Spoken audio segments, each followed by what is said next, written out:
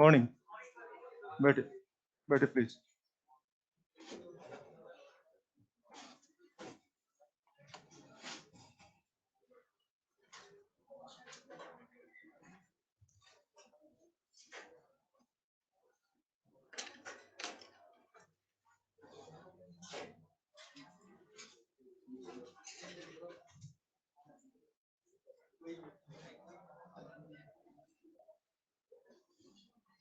Yadav, boundary ठीक है।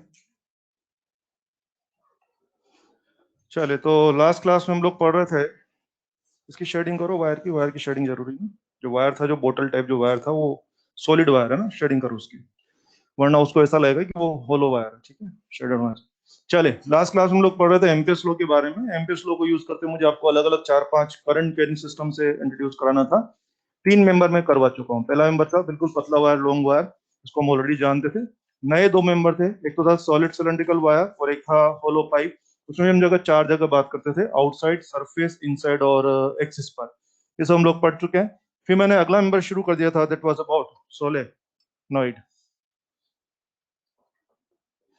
Solenoid के बारे में दोबारा बोलता हूँ सारा कुछ। सोलेनॉइड में क्या होता है बेटे कि एक इस तरह का इंसुलेटिंग मटेरियल का बना हुआ एक फ्रेम होता है, और इस फ्रेम के ऊपर हम क्या करते हैं, कंडक्टिंग वायर को लपेटते हैं।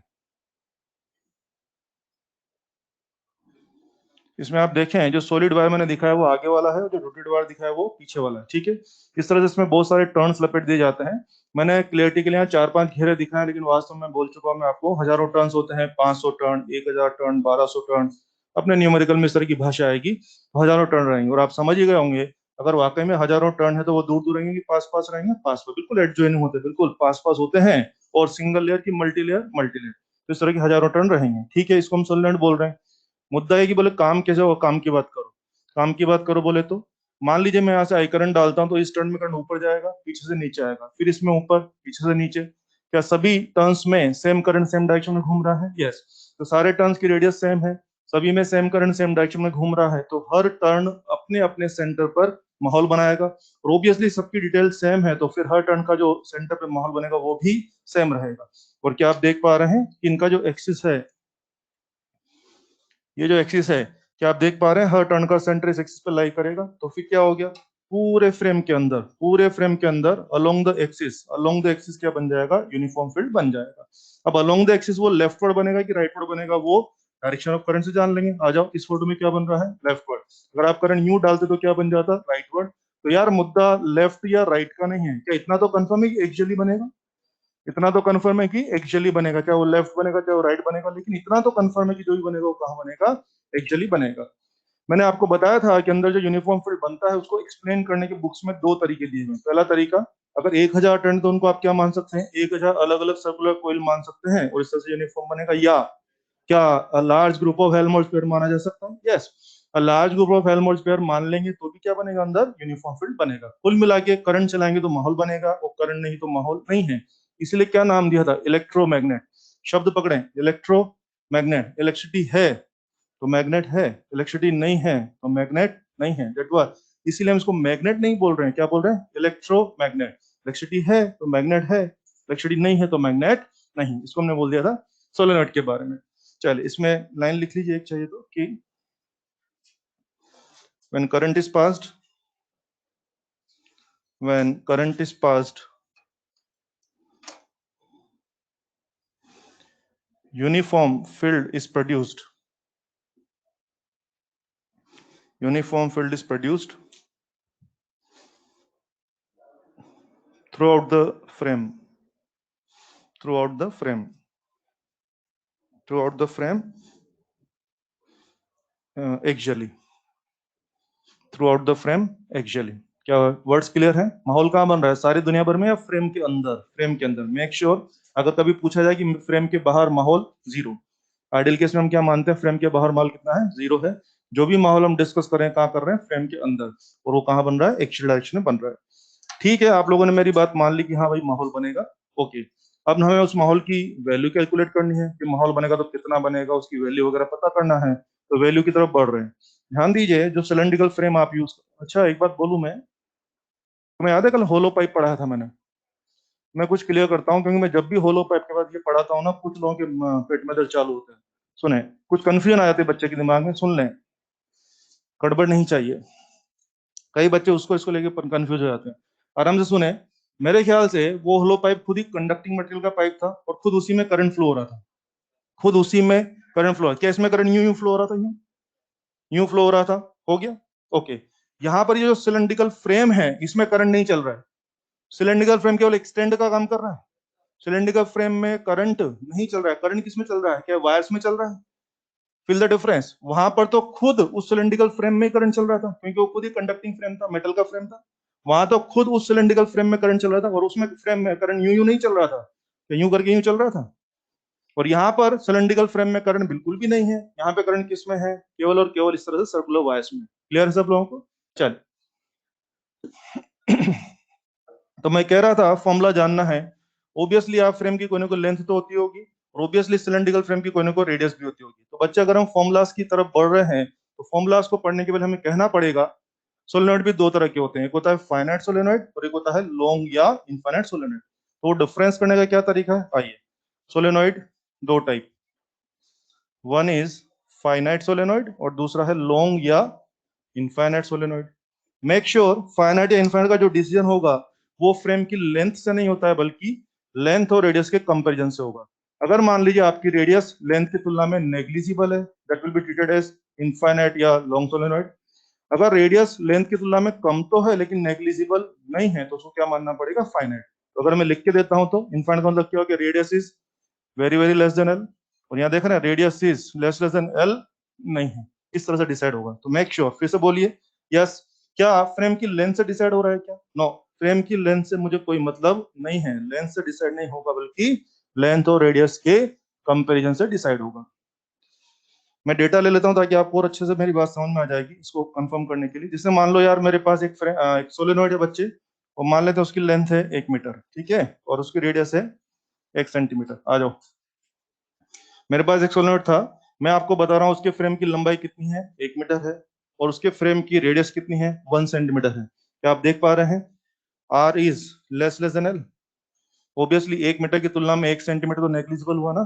हुआ, तो बोलिए इसको क्या माने? फाइनाइट या इनफाइनाइट? इनफाइनाइट। यस। इसको क्या मानेंगे आप? अगर आप इसका सवाल करेंगे तो इसको क्या मानने वाले हैं? इनफाइनाइट सोलेनोइड मानने वाले हैं। ठीक है। और आइए वापस से, फ्रेम की लेंथ तो 1 मीटर है, लेकिन मान लेते हैं इस बार फ्रेम की रेडियस मान लीजिए 30 सेंटीमीटर। हाँ, मैं देख पा रहा हूं रेडियस इस बार भी लेस देन एल तो है, लेकिन लेस लेस देन एल नहीं है। समझ में आता है क्या? फ्रेम की लेंथ 1 मीटर, 1 मीटर मतलब 100 सेंटीमीटर। आई थिंक 100 की तुलना में 1 सेंटीमीटर तो नेग्लिजिबल था, और 100 की तुलना में 30 सेंटीमीटर छोटा तो है लेकिन नेग्लिजिबल नहीं है। समझ में आता है ना ये? तो बोलिए क्या माने इसको? Finite solenoid. Finite solenoid. मामला क्लियर हो गया है। और आप देख रहे हैं स्पेशल बात क्या हो गई है? ये वाला सोलेनोइड भी ठीक 1 मीटर लंबा था, और ये वाला सोलेनोइड भी ठीक 1 मीटर लंबा था। तो देखो मैं क्या कर रहा हूँ, 1 मीटर लंबे वाले इस सोलेनोइड को मैं इनफाइनाइट सोलेनोइड मान रहा हूँ, और 1 मीटर वाले ही दूसरे सोलेनोइड को मैं क्या मान रहा हूँ? फाइनाइट। तो सुन रहे हैं ना आप लोग? अगर लेंथ ही मैटर करता, 1 मीटर की इस चीज को तो मैं इनफाइनाइट डील कर रहा हूँ, और 1 मीटर की ही दूसरी चीज को मैं फाइनाइट डील कर रहा हूँ। तो आखिर मुद्दा लेंथ का नहीं है, आखिर मुद्दा किसका है? लेंथ और रेडियस के कंपेरिजन का है। और कंपेरिजन मतलब वो नेग्लिजिबल वाला मामला होना चाहिए। तीस भी 100 से तो छोटा तो होता है, लेकिन नेग्लिजिबल तो नहीं है ना? अरे समझते हो ना? ये 100 से तुम्हारी जेब में 100 रुपया तो किसी भिखारी को 1 रुपया दे सकते हैं ना? सोचेंगे बोले कि हाँ क्यों दें, फर्क पड़ेगा क्या? नहीं पड़ेगा। जेब में 100 रुपया तो किसी को 30 रुपया देने में सोचना पड़ेगा। कुछ लोग तो सोच रहे हैं बहुत अभी भी बोले हम तो उसमें से निकाल लेंगे उसके, हाँ? बोले हम अलग टाइप वाले हैं। बहुत बढ़िया। तो मामला नेग्लिजिबल का ही है। मतलब 100 रुपया है तो 1 रुपया देने में सोचना नहीं पड़ता है, और 100 रुपया है तो फिर भी 30 रुपया देने में थोड़ा सा सोचना पड़ता है। नेग्लिजिबल का मामला नहीं। ये तो मैंने बता दिया डिफरेंस करने का तरीका। और मैं आपको एक बात और कह दूं, मोस्ट ऑफ द क्वेश्चन में क्या होगा, हमें सोलेनोइड के फ्रेम की रेडियस दी ही नहीं जाएगी। एक बार बताओ, हमें फ्रेम की लेंथ तो दे दी जाएगी लेकिन रेडियस दी ही नहीं जाएगी। ऑब्वियसली मैं चाहूंगा तभी कंपैरिजन नहीं कर सकता।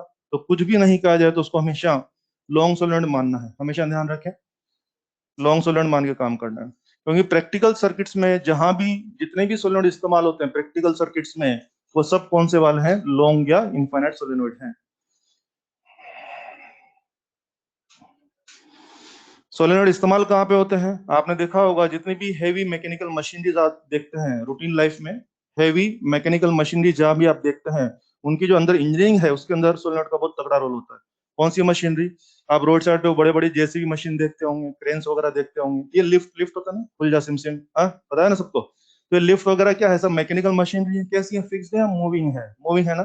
तो जेसीबी के अंदर जो इंजीनियरिंग सेट हुआ है, जो बुलडोजर या जो क्रेन्स वगैरह होती है, उनके अंदर तो इतने बड़े बड़े आर्म्स होते हैं ना जो कि मूव होते हैं। तो इनके अंदर जो भी मूविंग पार्ट्स हैं, उनके अंदर जो इंजीनियरिंग सेट हो रखी है उसके अंदर सोलेनोइड का बहुत तगड़ा रोल होता है। करंट चलाएंगे तो मैग्नेट है, करंट बंद कर देंगे तो मैग्नेट नहीं है। तो जितनी भी मूविंग मशीनरी उसमें सोलेनोइड का यूज होता है। और मजे की बात, प्रैक्टिकल लाइफ में सारे के सारे सोलेनोइड कौन से वाले हैं? लॉन्ग या इनफाइनाइट सोलेनोइड हैं। इसलिए कुछ भी ना कहा जाए तो क्या मानना है? इनफाइनाइट मानना है। चलिए, ये थी जानकारी। अब आते हैं फॉर्मूलाज के ऊपर। फाइनाइट सोलेनोइड का फॉर्मूला ये देखिए। जैसे मानिए फाइनाइट सोलेनोइड है, ये इसका एक्सिस हो गया, और आपने मेरे को बोला कि यहाँ बता बी कितना है। एक फाइनाइट सोलेनोइड, आपने बोला कि बी कितना है बताइए। तो ऐसे में हम क्या करेंगे? ऐसे में हमने दोनों एंड्स को यहाँ मिला लेना है। मान लीजिए एक एंड अल्फा मार रहा है और एक एंड यहाँ पे बीटा मार रहा है, दोनों एंड यहाँ मिला लेंगे। अगर मैं इसका फॉर्मूला डिराइव करता हूँ, then I am getting mu naught N I by two cos alpha plus cos beta. लिख लें, जिसको लिखना है लिख लें please. Cos alpha plus cos beta.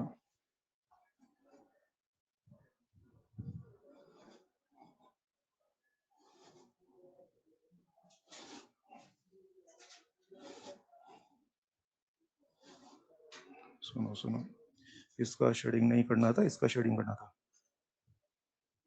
संभालो अपने आप को। इसका शेडिंग करना है। ये तो फ्रेम, पानी पियो, थोड़ा सा पानी पियो आप।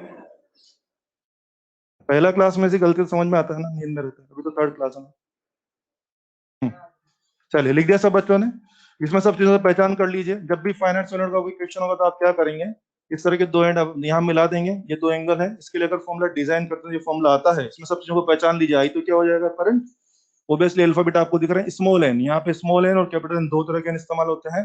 कैपिटल एन तो रहेंगे टोटल टर्न, और स्मॉल एन रहेंगे turn per unit length, that is called turn density. Make sure यहाँ पर एक टर्म चला करेगा, टर्न डेंसिटी। इसको हम स्मॉल एन बोला करेंगे, and that is simply total turn upon frame की टोटल लेंथ। सोलेनोइड के बारे में जब भी हम बातें करेंगे, दो तरह के एन इस्तेमाल होंगे। बड़ा एन हमेशा टोटल टर्न के लिए लिया जाएगा, और छोटा एन हमेशा टर्न पर यूनिट लेंथ के लिए लिया जाएगा, that is called turn density. तो ये इसका फॉर्मूला हो जाएगा। अच्छा, एक बात और भी है कि आपने जैसे फॉर्मूला याद कर लिया, तो सिर्फ फॉर्मूला याद करने से नहीं चलेगा, आपको ये सीन याद होना चाहिए कि फॉर्मूला किस सीन के लिए डिजाइन है। मेक श्योर अल्फा और बीटा का ऐसा नहीं कोई भी दो एंगल उठा के छाप दिए। कौन से दो एंगल चाहिए? यही दो एंगल होने चाहिए। तो कई बार हम आपको कंफ्यूज करने के लिए जो सीन बना के आपको देंगे ना, उसमें कोई दो दूसरे एंगल आपको पकड़ा देंगे। जो बच्चे सीन नहीं याद रखेंगे, केवल फॉर्मूला याद रखेंगे, वो एंगल चिपका देंगे, गलत आंसर आ जाएगा। मेक श्योर फॉर्मूला भी याद करें, और ये फॉर्मूला किस सिचुएशन के लिए डिजाइन हुआ है, किस सिचुएशन के लिए डिजाइन हुआ, ये भी दिमाग में रहना चाहिए। ठीक है, यह आपका फाइनाइट सोलेनोइड के बारे में। और आइए, ये इसका एक छोटा सवाल ले ही लेता हूँ, सुने। वो एंगल का आइडिया देने के लिए एक सवाल लेता हूँ, ध्यान दें। जैसे मान लीजिए मैंने कभी आपसे कहा मुझे सिर्फ एंगल का आइडिया देना है, तो बाकी चीजों को मैं इग्नोर कर रहा हूँ। ये देखिए, ये है 30 डिग्री और ये है 120 डिग्री। कमान, मैंने आपसे कहा कि भाई यहाँ बी जानना है, ये एंगल 30 दिया और ये एंगल मैंने ये फोटो बना के दिया हुआ है एग्जामिनर ने। यस, काम शुरू करें। यस, बी बराबर क्या आएगा बेटे? Mu naught N I by to, तो आ ही आ जाएगा। कम ऑन, एंगल 30 और 120 या 30 और 60? खेल समझ में आ गया ना? मेरा जो फॉर्मूला है उसमें मुझे एंगल अलग अलग साइड की चाहिए था ना, तो इसने 120 ये दे दिया है, तो कोई बात नहीं, अपन लोग तो ये एंगल मैनेज कर लें। ओबियसली 60 हो जाएगा, तो मुझे लिखना पड़ेगा आपके लिए cos 30 प्लस cos 60, जो भी आना होगा आ जाएगा। मेन चीज मुझे एंगल का आइडिया देना।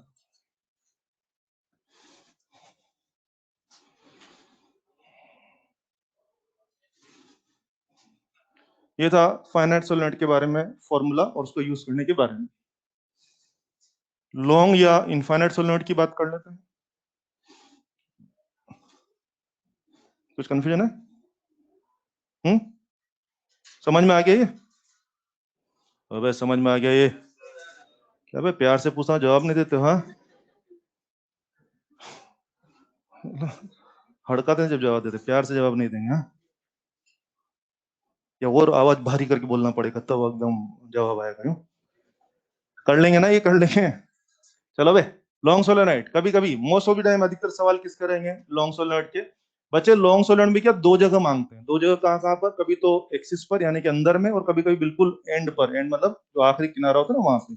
आइए, 8 एक्सिस, बोले एक्सिस पर। फोटो दिखाता हूँ। ये आपका long solenoid, dash dash dash, और ये भी डैश डैश डैश। यहाँ पर बी की तैयारी करनी है। जैसा कि आपको देख रहे होंगे, ये वाला एंड पता है कि लापता है, लापता है, और ये भी लापता है, दोनों लापता है। तो क्या हो गया, फाइनाइट या इनफाइनाइट सोलेनोइड? इनफाइनाइट सोलेनोइड हो गया। और आप मुझसे सोलेनोइड के अंदर यहाँ पे बी की डिमांड कर रहे हैं। आइए, इसी फॉर्मूला को जनरलाइज कर दें, आ जाओ, इससे सुटेबल एंगल पकड़ लो। सोचो, अगर ये एंड ऐसा लंबा लंबा होता जाएगा तो ये अल्फा झुकते झुकते झुकते क्या जीरो? ये भी एंड लंबा लंबा होगा तो बीटा भी झुकते झुकते झुकते क्या जीरो? समझ में आ रहा है क्या? चलो लगा दूं मैं? यस, लगा दीजिए। यहाँ पे लिखेंगे cos जीरो, यहाँ लिखेंगे cos जीरो, ऑब्वियसली आंसर बन जाएगा alpha and beta both tending to be zero. तो बी एक्सिस तैयार है, mu naught N I, mu naught N आई।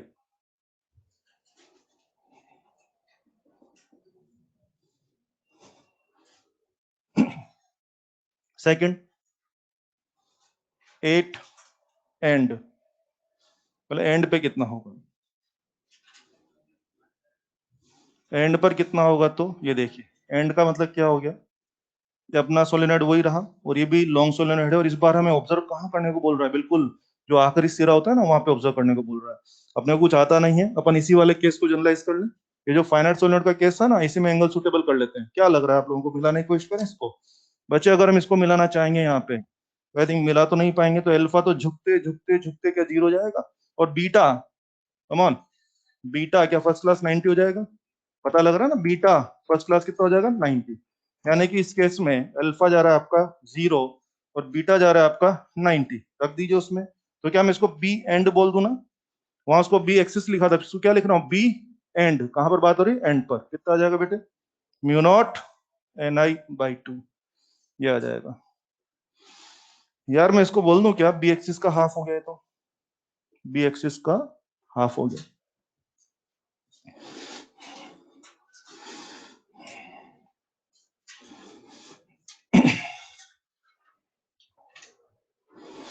ये सारी इन्फॉर्मेशन आ गई है, इन्फॉर्मेशन खत्म, और थोड़ा सा डिस्कशन करते हैं इसके बारे में, फाइनल करता हूँ।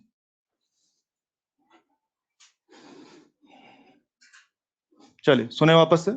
मैंने सोलेनोइड के बारे में शुरू किया। सिलेंड्रिकल फ्रेम पे तार लपेट के घूम रहे हैं, that is called solenoid. Solenoid भी दो प्रकार के रहेंगे, फाइनाइट और infinite. Most of the time infinite ही रहेगा, कभी कभी फाइनाइट का भी सवाल हो सकता है, तो आपको सारे फॉर्मूला याद करने पड़ेंगे।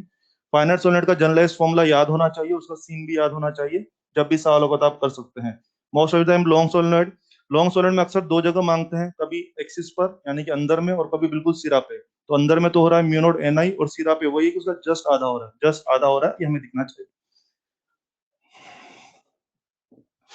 अब जो कुछ खास बातें हैं, एक दो मैं आपको बोल देता हूँ। कई बार बच्चे इतने सारे फॉर्मूला देके थोड़े से कंफ्यूज या परेशान हो जाते हैं, बोले यार इतने सारे फॉर्मूला सोलिड में, मस्त रहिए। इन सारे फॉर्मूला में आपको वो फॉर्मूला सबसे ज्यादा यूज करना पड़ेगा जो आपको सबसे ज्यादा आसान लग रहा होगा। हम सबको, हम सब तो आलसी लोग हैं, सबसे ज्यादा आसान कौन सा लग रहा है? मुझे भी ये पसंद है ना सब लोगों को, यस। ऑब्वियसली मस्त रहिए, 99% क्वेश्चन ऑफ सॉलिड में यही फॉर्मूला इस्तेमाल होगा, that is mu naught n, क्योंकि most of the time long solid रहेगा, और उसमें भी मोस्ट ऑफ द टाइम किसकी बात होगी, अंदर मैग्नेटिक फील्ड की बात होगी, तो अक्सर ये फॉर्मूला, तो मजे करिए। Simple formula is mu naught N i. एक दो स्पेशल बातें कर लें, एक क्वेश्चन अपने एग्जाम में ही आया हुआ है, जरा नोटिस करिए। मान ये रहा लॉन्ग सोलेनोइड, क्या मैसेज आ चुका है, लॉन्ग सोलेनोइड में अंदर सब जगह सेम सेम रहेगा, और सिरा पे सेम की जस्ट आधा, जस्ट आधा। समझाता हूँ, मान लीजिए लॉन्ग सोलेनोइड है, यहाँ पर मान लीजिए 20 टेस्ला है, तो 20 20 20 20, और यहाँ आते ही 10। फिर सुन लीजिए, यहाँ 10, अंदर जाते ही 20 20 20 20 20 20 10। क्लियर हो गया सब लोगों को? चलिए शुरू करते हैं। मान लीजिए एंड पर है 50, तो अंदर घुसते ही 100 100 100 100 100 और 50। क्लियर हो गया सबको? इस बात को अगर ग्राफ में रिप्रेजेंट करें, तो ये ग्राफ अपने एग्जाम में आया होगा। क्या पूछा गया कि ये लॉन्ग सोलेनोइड है, लॉन्ग सोलेनोइड। और बोले कि बताइए सही ग्राफ क्या होगा, 4 फोटो छाप दिए, पसंद करना था। तो जो बेस्ट था वो कुछ ऐसा था। बोलिए इसमें क्या वो मैसेज आ रहा है क्या जो मैं आपको बता रहा था अभी? पता लग रहा है वो मैसेज आ रहा है क्या? देखो देखो, बिल्कुल हम लोग एक एंड से दूसरे एंड जा रहे हैं। यस, शुरुआती एंड पर फुल है कि आधा है? आधा है। अंदर घुसते ही फुल फुल फुल, पूरे रास्ते भर में फुल फुल फुल फुल, और वापस एंड आते क्या हो गया? हाफ हो जाएगा।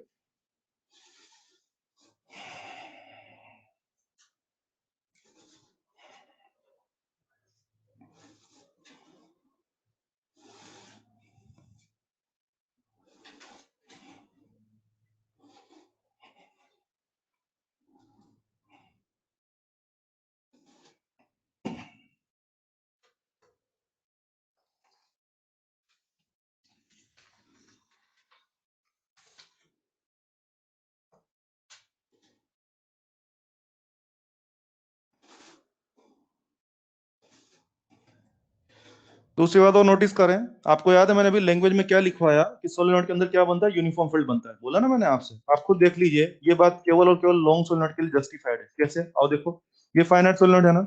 सोचो, अगर मैं, आप लोग मत करना, अगर मैं यहाँ काम करा तो अल्फा बीटा कुछ ना कुछ आ जाएगा।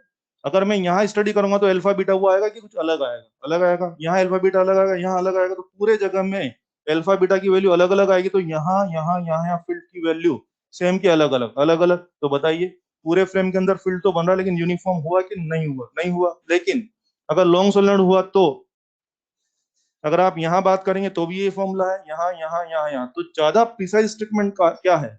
यूनिफॉर्म फील्ड बनता है किसमें? सभी में, या लॉन्ग सोलेनोइड में? लॉन्ग सोलेनोइड में। लेकिन मैं फिर बोलता हूँ, ये स्टेटमेंट देना बिल्कुल जस्टिफाइड है कि सोलेनोइड के अंदर यूनिफॉर्म फील्ड बनता है, क्योंकि most of the time long solenoid ही होते हैं। तो ये स्टेटमेंट बिल्कुल सही है।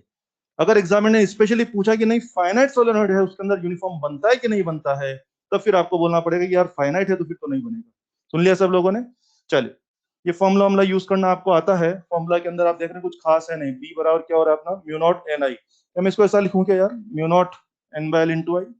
छोटे मोटे क्वेश्चन रहेंगे। करंट डबल किया तो बी डबल हो जाएगा, करंट आधा किया तो बी आधा हो जाएगा, नंबर ऑफ टर्न डबल किया तो बी डबल हो जाएगा, लेंथ डबल किया तो बी आधा हो जाएगा, नंबर ऑफ टर्न और लेंथ ऑफ फ्रेम दोनों डबल किया तो बी सेम रहेगा। छोटी छोटी चीजें हैं, आप लोग उसको मैनेज कर सकते, ये हो जाएगा। एक बात। दूसरी बात आप नोटिस करिए कि ये जो स्मॉल है ना, ये कई बार हम जब न्यूमेरिकल आपसे करवाएंगे तो उसमें हम क्या करेंगे आप लोगों से, कभी कभी हम नंबर ऑफ टर्न अलग से देंगे और फ्रेम की लेंथ अलग से देंगे, तो स्मॉल एन आप तैयार कर लेना। और कभी कभी सीधे हम टर्न डेंसिटी आपको दे देंगे, तो सीधे आप स्मॉल एन यूज कर लेना। इन टर्न डेंसिटी जब भी हम आपको देंगे थोड़ी चालाकी करेंगे, तो आप लोग अलर्ट रहना। किस तरह की चालाकी? मान लीजिए मैंने बोला टर्न डेंसिटी 50 टर्न पर सेंटीमीटर, ये क्या है? कैपिटल एन की स्मॉल एन? स्मॉल एन है, मगर मैं इसको एज इट इज यूज नहीं करने वाला। तो समझे क्या गड़बड़ किया मैंने? टर्न पर सेंटीमीटर, अरे आप किस में खेलते हैं? टर्न पर मीटर। आप तो एमकेएस में खेलोगे ना, तो आपकी ड्यूटी, आप क्या करने वाले हैं? इसको टर्न पर मीटर में कन्वर्ट करेंगे। 100 से मल्टीप्लाई या डिवाइड? हाँ, 100 से मल्टीप्लाई करेंगे कितना हो जाएगा? 5000 टर्न पर मीटर। अब इसको बिंदास यूज कर लीजिए। ये छोटी छोटी चीजों का आप ध्यान रखिए, उसके बाद कोई दिक्कत नहीं आएगी। ये था सोलेनोइड के बारे में। सोलेनोइड की जानकारी खत्म। मोस्ट टाइम ये फॉर्मूला यूज होगा। Next and fifth member is toroid. एक छोटी सी बात बोलूं जो मैं आपको कल परसों से कहे जा रहा हूँ, ये फॉर्मूला किसने दिया? बाय-सावर्ट या एमपीएस लो? बाय-सावर्ट। नालायकों, बायो-सावर्ट। कुछ याद आ रहा है? एमपीएस लो किस में डील करता है? छोटी चीज या लार्ज डायमेंशन? एमपीएस लो की पहली शर्त क्या है? छोटी मोटी चीजों में तो एमपीएस लो डील ही नहीं करता। अगर कोई छोटी मोटी चीज लेके उसके पास जाओगे यार इसका माहौल बना दे, क्या बोलेगा? चल बाय-सावर्ट से बात कर, भाग यहाँ से। समझ रहे कि नहीं? यानी छोटी मोटी चीजों को कौन डील करता है? बाय-सावर्ट। फाइनाइट डायमेंशन चीजों को कौन डील करता है? बाय-सावर्ट। और लार्ज डायमेंशन कौन डील करता है? एमपीएस लो। तो ये बात सही कि मैं सोलेनोइड आपको पढ़ाता है यहाँ पे हम लोग बुक्स वगैरह में, लेकिन अगर मैं कहूँ कि ये फॉर्मूला जो आप लिख रहे हैं इसका डेरिवेशन किससे होता है? एमपीएस लो से नहीं होता, इसका डेरिवेशन किससे होता है? बाय-सावर्ट लो से। और हाँ, मैंने इसी में एंगल सेट करके आपको लॉन्ग सोलेनोइड का फॉर्मूला दे दिया, लेकिन लॉन्ग सोलेनोइड का फॉर्मूला अगर एक्चुअली डिराइव करना हो तो पता है उसका डेरिवेशन किससे होगा? Long solenoid come on, MPS law से होगा। वेरी गुड, बात समझ में आ गई ना आप लोगों को? चलिए, तो बेटा ये सब था सोलेनोइड। सोलेनोइड की कहानी खत्म। Fifth is toroid.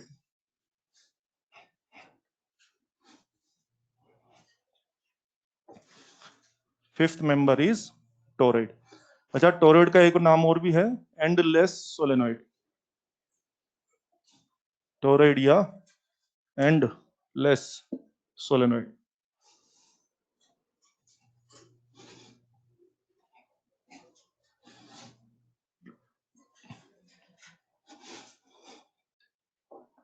अभी हम जो सोलेनॉइड पढ़ रहे थे, ये रहा सोलेनॉइड। आप देख रहे हैं सोलेनॉइड में दो दो एंड है, एक एंड ये रहा और एक एंड ये रहा, दो दो एंड है।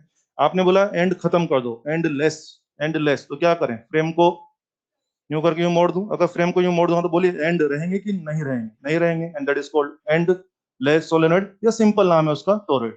अगर मैं इसका फोटो दिखाऊं तो यूं फोटो रहेगा, ठीक है।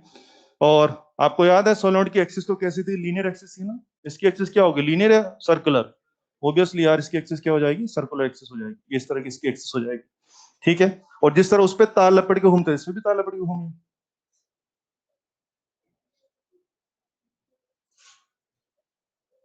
ये देखिए, इस पर तार लपेट दिया, and that is called toroid. यूं समझिए, वहां भी एक फ्रेम था, यहाँ भी एक फ्रेम है, वहां भी आप तार लपेट के घूमते थे, और यहाँ भी आजकल आप तार लपेट के घूम रहे हैं।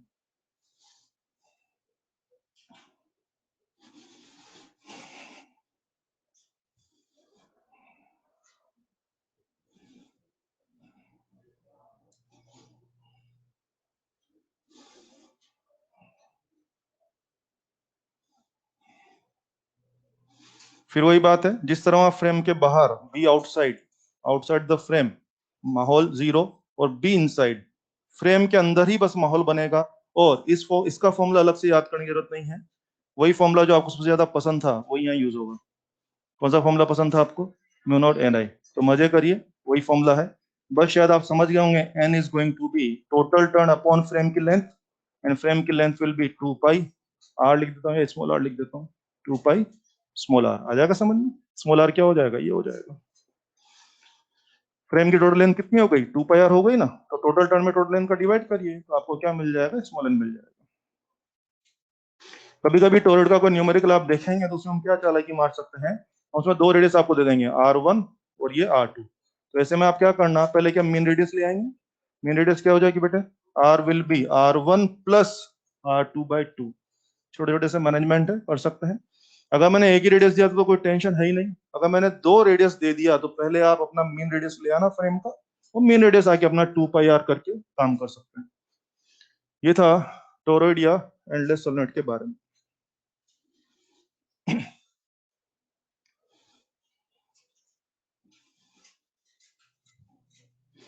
टोरॉइड के सवाल बहुत रेयरली मिलते हैं।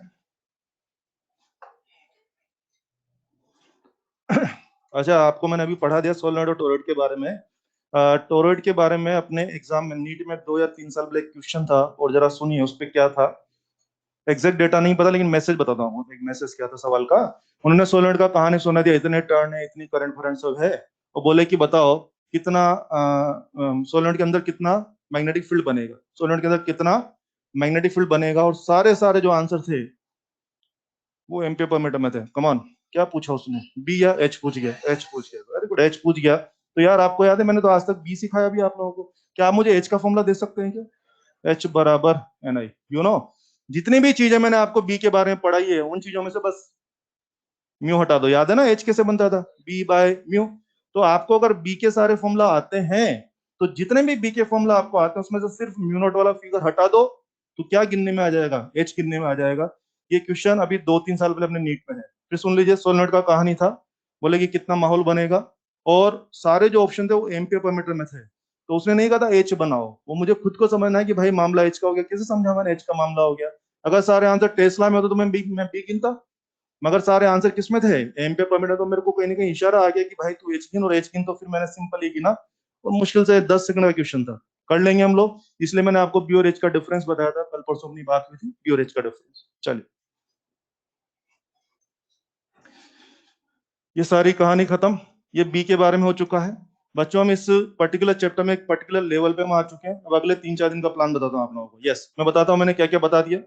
मैं आप लोगों को बार मैग्नेट कंप्लीट पढ़ा चुका हूँ, ठीक है ना। उसके बाद बात चली थी कि आई से बी बनता है, आई से बी बनता है, और आई से बी बनने के बारे में 8 अलग अलग सिस्टम हमारे सिलेबस में थे। सभी 8 सिस्टम के बारे में मैं डिस्कस कर चुका हूँ। हाँ, ये बात और है कि शुरू के 4 सिस्टम मैंने बायोसॉफ्ट से निपटाए, तो बाकी 4-5 सिस्टम मैंने एमपीएस लो से निपटाए। हो गया, सभी हो गया। यानी यूं मानिए जितना बी बनना था बन चुका, जितना बी बनना था वो बन चुका है। अब हम चैप्टर को आगे बढ़ाएंगे। मैग्नेटिक फील्ड बन चुका है। किसी चीज पर अगर इलेक्ट्रिक फील्ड की वजह से फोर्स लगता है that is called electric force, और किसी चीज पर अगर मैग्नेटिक फील्ड की वजह से फोर्स लगेगा that is called magnetic force. तो अब मैं आपको पढ़ाने जा रहा हूँ एफएम। एफएम मतलब मैग्नेटिक फोर्स के बारे में। और मैग्नेटिक फोर्स का एक नहीं बल्कि 4 अलग अलग टॉपिक आपके सिलेबस में है। मैं पूरा प्लान बता देता हूँ, अगले 3-4 लेक्चर तो ये सब चलने वाला है। बी की बातें खत्म, एफएम की बातें शुरू हो गई है, अगले 3-4 क्लास तक ये होगा। क्या प्लान है सुन ले। सबसे पहले मैं पढ़ाऊंगा magnetic force on charge particle that is q v b sine theta. Force कब लगेगा, क्यों लगेगा, अगर फोर्स लगेगा तो मेरा पार्टिकल स्ट्रेट लाइन मारेगा कि सर्कल मारेगा कि पैराबोला मारेगा कि हेलिक्स मारेगा, उस पाथ के बारे में क्या क्या डिटेल है पूरा इसके बारे में डिस्कशन करेंगे क्यूवीबी साइन थीटा के बारे में। अपने आप में बहुत बड़ा टॉपिक है। आज का पूरा लेक्चर और अगला भी पूरा लेक्चर सिर्फ इसके बारे में जाने वाला है, क्यूवीबी साइन थीटा। इसके बारे में खूब बातें अपन करेंगे। ये मेरा एफएम का पहला टॉपिक होगा। मेरा एफएम का दूसरा टॉपिक होगा i l b sine theta. Current carrying wire के ऊपर भी मैग्नेटिक फील्ड की वजह से फोर्स लगता है, क्यों, कैसे, कितना फोर्स लेगा तो मेरे वायर के ऊपर क्या असर आएगा, मेरा वायर ट्रांसलेट करेगा कि रोटेशन करेगा, सारी बातें मैं आपसे डिस्कस करूंगा। ये मेरा एफएम के बारे में दूसरा टॉपिक होगा, इसके बारे में तो अपन बातें करेंगे। तीसरा टॉपिक होगा कि दो parallel current carrying wire, yes, दो पैरेलल करंट कैरिंग वायर भी एक दूसरे पर एफएम एक्सर्ट करते हैं, क्यों, कैसे, कितना, इस पे हम लोग डिटेल में बातें करेंगे। ये अपना एफएम के बारे में तीसरा टॉपिक होगा। एफएम के बारे में मेरा फोर्थ एंड लास्ट टॉपिक होगा कि दो चार्ज पार्टिकल अगर इस तरह से पैरेलल पाथ में मूव करेंगे, दो चार्ज पार्टिकल पैरेलल पाथ पे चल रहे होंगे तो ये दोनों भी एक दूसरे पर एफएम मैग्नेटिक फोर्स एक्सर्ट करेंगे, क्यों, कितना, कैसे, हिसाब किताब क्या होगा, सवाल कैसे होंगे, सारी बातें करेंगे। यूँ समझ लीजिए अगले 3-4 क्लास तक हम लोग एफएम पढ़ेंगे। इस तरह से मैं बारी बारी से आपको एफएम के 4 टॉपिक पढ़ाऊंगा। प्लान समझ में आ गया। शुरू करते हैं। पहला topic magnetic force on charge particle. Heading बनाइए, ये तो उठा दो ना, ये तो magnetic force on charge particle heading बना लीजिए।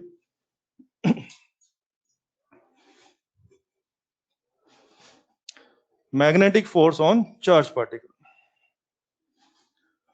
और क्योंकि मैं चार्ज पार्टिकल मैग्नेटिक फोर्स पढ़ाने वाला हूं तो मैं साथ साथ में चार्ज पार्टिकल पर इलेक्ट्रिक फोर्स की बातें भी करूंगा। इलेक्ट्रोस्टैट्स में पढ़ते थे ना आप लोग, वो बातें भी, क्योंकि मुझे उन बातों की यहाँ पे जरूरत पड़ने वाली। ठीक है, कोई बातें मैं सिखाता रहूंगा जो भी चाहिए होगा। बना दी हेडिंग, बना दी भैया, magnetic force on charge particle. आइए, फॉर्मूला इज एफ एम बराबर Q V B sine theta, ये इसका फॉर्मूला है। Vector formula is Q into V cross B, ये मैग्नेटिक फोर्स का फॉर्मूला है। The physical significance is Q charge का particle V velocity के साथ मैग्नेटिक फील्ड बीम में एंटर करता है। क्यू चार्ज का पार्टिकल वी वेलोसिटी के साथ फील्ड बीम में एंटर करता है, और वेलोसिटी और बीम में एंगल थीटा है, तो जो बी है वो आपके चार्ज के ऊपर फोर्स एक्सर्ट करेगा, मैग्नेटिक फोर्स एक्सर्ट करेगा। That force is given by formula Q V B sine theta. ये प्लेन फॉर्मूला है और ये उसी फॉर्मूला का वेक्टर फॉर्मेट हो जाएगा। और कुछ बातें हो जाए, जरूरत पड़ेगी, come on. Electric force on charge particle, electric force on charge particle simple formula was q into e. यहाँ पर magnetic force on charge particle, come on. आइए आप देखो डिफरेंस, देखो यार, मुझे लगता है कि यहाँ पर देखो मैग्नेटिक फोर्स लगने के लिए बहुत सारी टर्म्स एंड कंडीशन है। अब देखो मैग्नेटिक फोर्स लगने के लिए बहुत सारी टर्म्स एंड कंडीशन है, कैसे मैं दिखाता हूँ। फर्स्ट ऑफ ऑल, आपका चार्ज पार्टिकल मोशन में होना चाहिए। बॉस अगर चार्ज पार्टिकल रेस्ट में है तो वी जीरो होगा ना, और वी जीरो का तो मैग्नेटिक फोर्स लगेगा कि नहीं लगेगा, नहीं लगेगा। इसका मतलब क्या हो गया, charge particle should be in motion. दूसरी बात, चार्ज पार्टिकल मोशन में होने के बावजूद भी हो सकता है फोर्स ना लगे। अरे पता लगा वी और वी में एंगल जीरो फंस गया। अगर वी और वी में एंगल जीरो फंस जाएगा तो बैठे रहिए, फोर्स लगेगा कि नहीं लगेगा, नहीं लगेगा। तो क्या कहूं मैं आपसे, charge particle in magnetic field force लगेगा कि लग सकता है। यस, ये सुनना है मुझे, charge particle in magnetic field force लगेगा कि लग सकता है। लग सकता है, बहुत सारे इफ एंड बट्स हैं, बहुत सारे इफ एंड बट्स हैं। First of all, particle should be charge. Second thing, particle should be in motion. And third thing, angle should be other than 0 और 180। Come on, angle should be other than 0 और 180।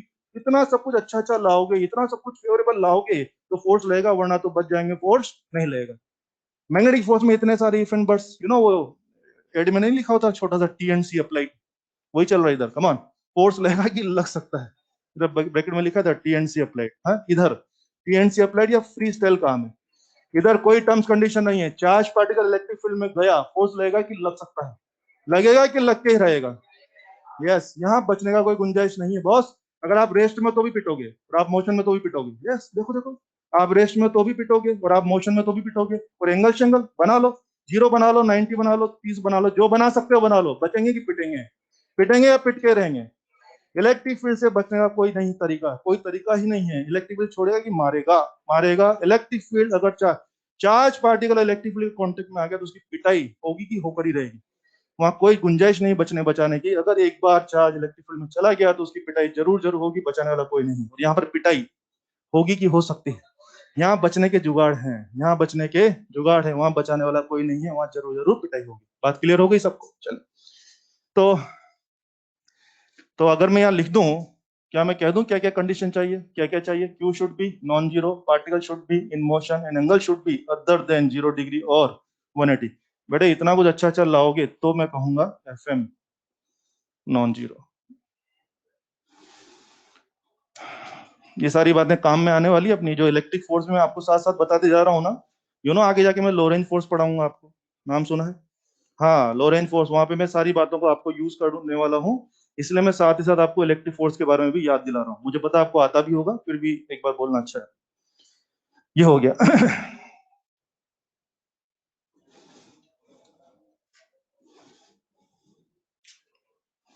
ठीक है, मान लेते हैं कि आपके ऊपर, चलो मान लेते हैं कि आपने सब कुछ अच्छा अच्छा लेके आ गए, सब कुछ बढ़िया, अगर आपके ऊपर FM लग गया है।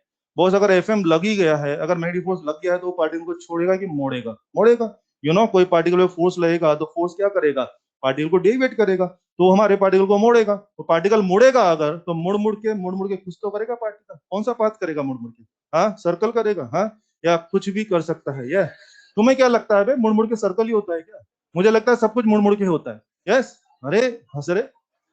अबे, अबे जितने भी कर्व्स बनते मुड़ के बनते हैं बे। इधर देखो। अबे बहुत टेक्निकल बात है तुम। इधर देखो, मेरी बात सुनो बे। मान लीजिए पार्टिकल स्ट्रेट चल रहा है, अगर पार्टिकल मुड़ेगा नहीं तो स्ट्रेट जाएगा ना बे। मुड़ेगा तभी सर्कल मारोगे, मुड़ेगा तभी पैराबोला मारोगे, मुड़ेगा तभी इलिप्स मारोगे। तो कोई भी कर्व कब बनेगा? जब पार्टिकल सीधा चलेगा कि मुड़ेगा। तब तो मानते हो ना सब कुछ मुड़ मुड़ के होता है। हाँ, अगर मुड़ेगा नहीं तो क्या जाएगा बे? कर्व मारेगा, स्ट्रेट लाइन जाएगा, स्ट्रेट लाइन जाएगा। तो अगर आपको लग रहा है पार्टिकल में फोर्स लग रहा है तो पार्टिकल मुड़ेगा। और मुड़ मुड़ के पार्टिकल कोई ना कोई पाथ बनाएगा। आपको ध्यान होगा, इलेक्ट्रिक फोर्स की वजह से भी पार्टिकल मुड़ेगा, वहां भी कोई ना कोई पाथ बनाता था। अगर आपको ध्यान हो, पैराबोला बनता था 90 डिग्री में, परपेंडिकुलर वाले मामले में। कुछ लोग अजीब से देख रहे हैं मेरे को। चलिए कोई बात नहीं, ध्यान दीजिए, यहाँ भी पार्टिकल कोई ना कोई पाथ बनाएगा। अब कैसे कैसे पाथ पॉसिबल है उसके बारे में सब कुछ कवर करने के लिए मैं आपको 3 केस पढ़ाऊंगा। 3 केस क्या होंगे? पहला केस होगा थीटा 0 डिग्री तो क्या, दूसरा थीटा 90 है तो क्या, और तीसरा होगा थीटा 90 और 0 के बीच में तो क्या। तो बच्चों, इस तरह से मैं आपको 3 केस पढ़ा करके आगे बढ़ाऊंगा और इसमें सारी की सारी इंफॉर्मेशन इकट्ठा होकर आ जाएगी। स्टार्ट करते हैं केस 1।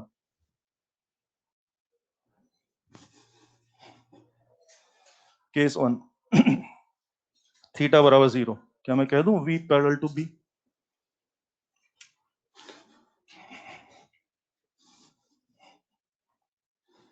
थीटा बराबर 0, V पैरेलल टू B। आ जाओ। थीटा 0, बोलो क्या बोलते हो? फोर्स लगेगा कि नहीं लगेगा?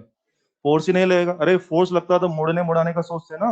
फोर्स नहीं लगेगा तो फिर मुड़ना भी नहीं है, तो मुड़ना नहीं है तो क्या करें? इधर तो मुड़ना की स्ट्रेट लाइन, बोल दीजिए स्ट्रेट लाइन।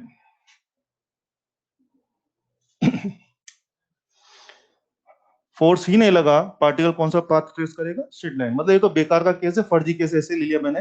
मेन सारी इंफॉर्मेशन है केस 2 के अंदर, वही सबसे बड़ा केस है, पूरा टाइम भी वही लेने वाला है। ठीक है, ये तो शुरुआत के लिए से बोल दिया, ये था केस 1। आइए शुरुआत करते भाई लोग, केस 2। थीटा बराबर 90।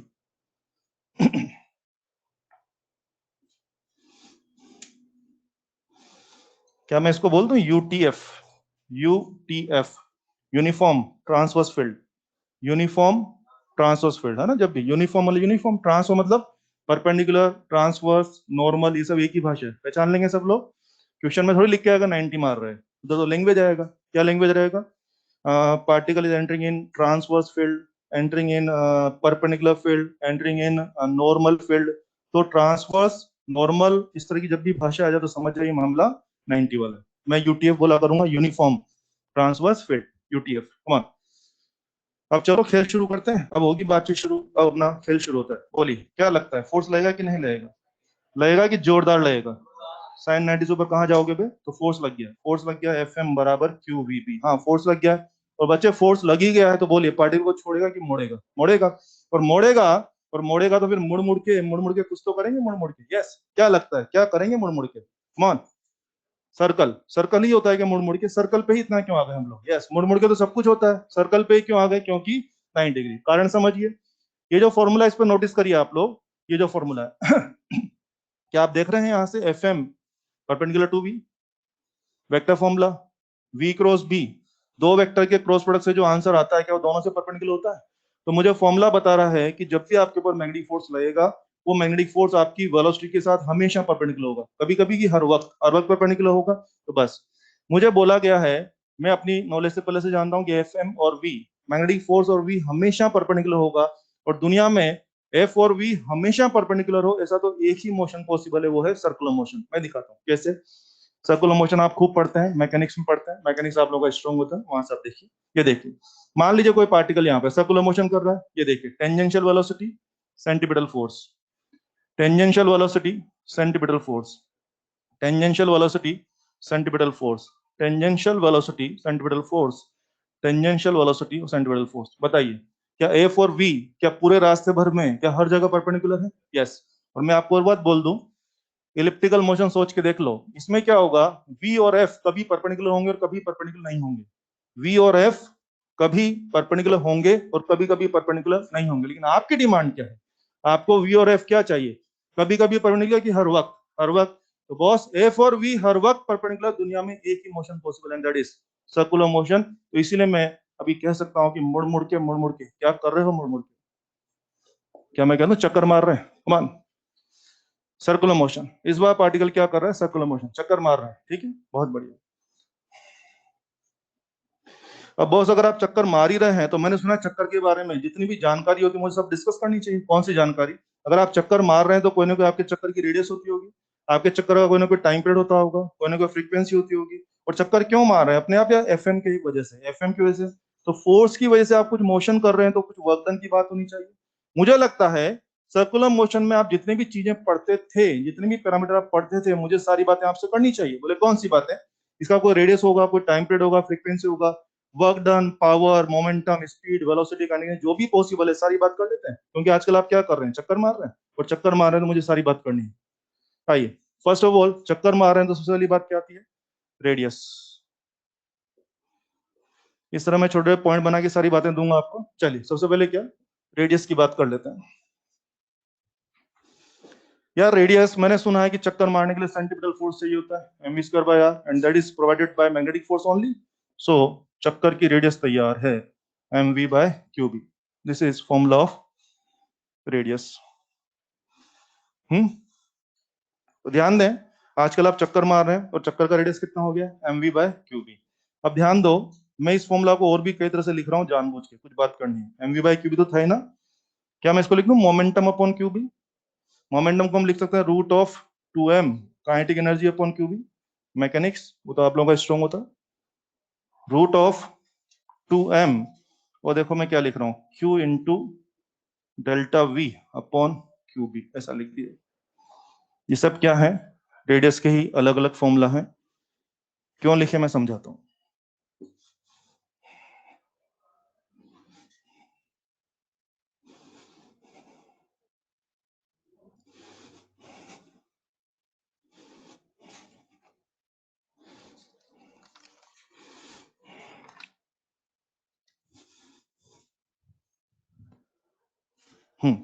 लिखे बच्चों ने? चलिए, ये रेडियस के फॉर्मूला हो गए हैं। बेसिक फॉर्मूला तो आ ही गया है, मैंने उसको जानबूझ के चार तरह से लिख दिया है। ये रेडियस का फॉर्मूला है स्पीड के टर्म में, ये भी रेडियस का फॉर्मूला है मोमेंटम के टर्म में, ये है काइनेटिक एनर्जी के टर्म में, और ये काइनेटिक एनर्जी का फॉर्मूला आगे क्या लिख दिया? वोल्टेज पोटेंशियल डिफरेंस के टर्म में भी लिख दिया। चारों फॉर्मूला अपनी अपनी जगह सही है। अब दिमाग में बात उठती है कि यार चार फॉर्मूले लिखने की क्या जरूरत आ रही है आपको? उसका मीनिंग सुने। अक्सर आप देखेंगे कि जब भी आप चक्कर मारेंगे तो हमारे पास जो क्वेश्चन होते हैं बुक्स में या एग्जाम में, उसमें अक्सर हमसे रेडियस की वैल्यू कैलकुलेट करने का न्यूमेरिकल रेयरली होगा।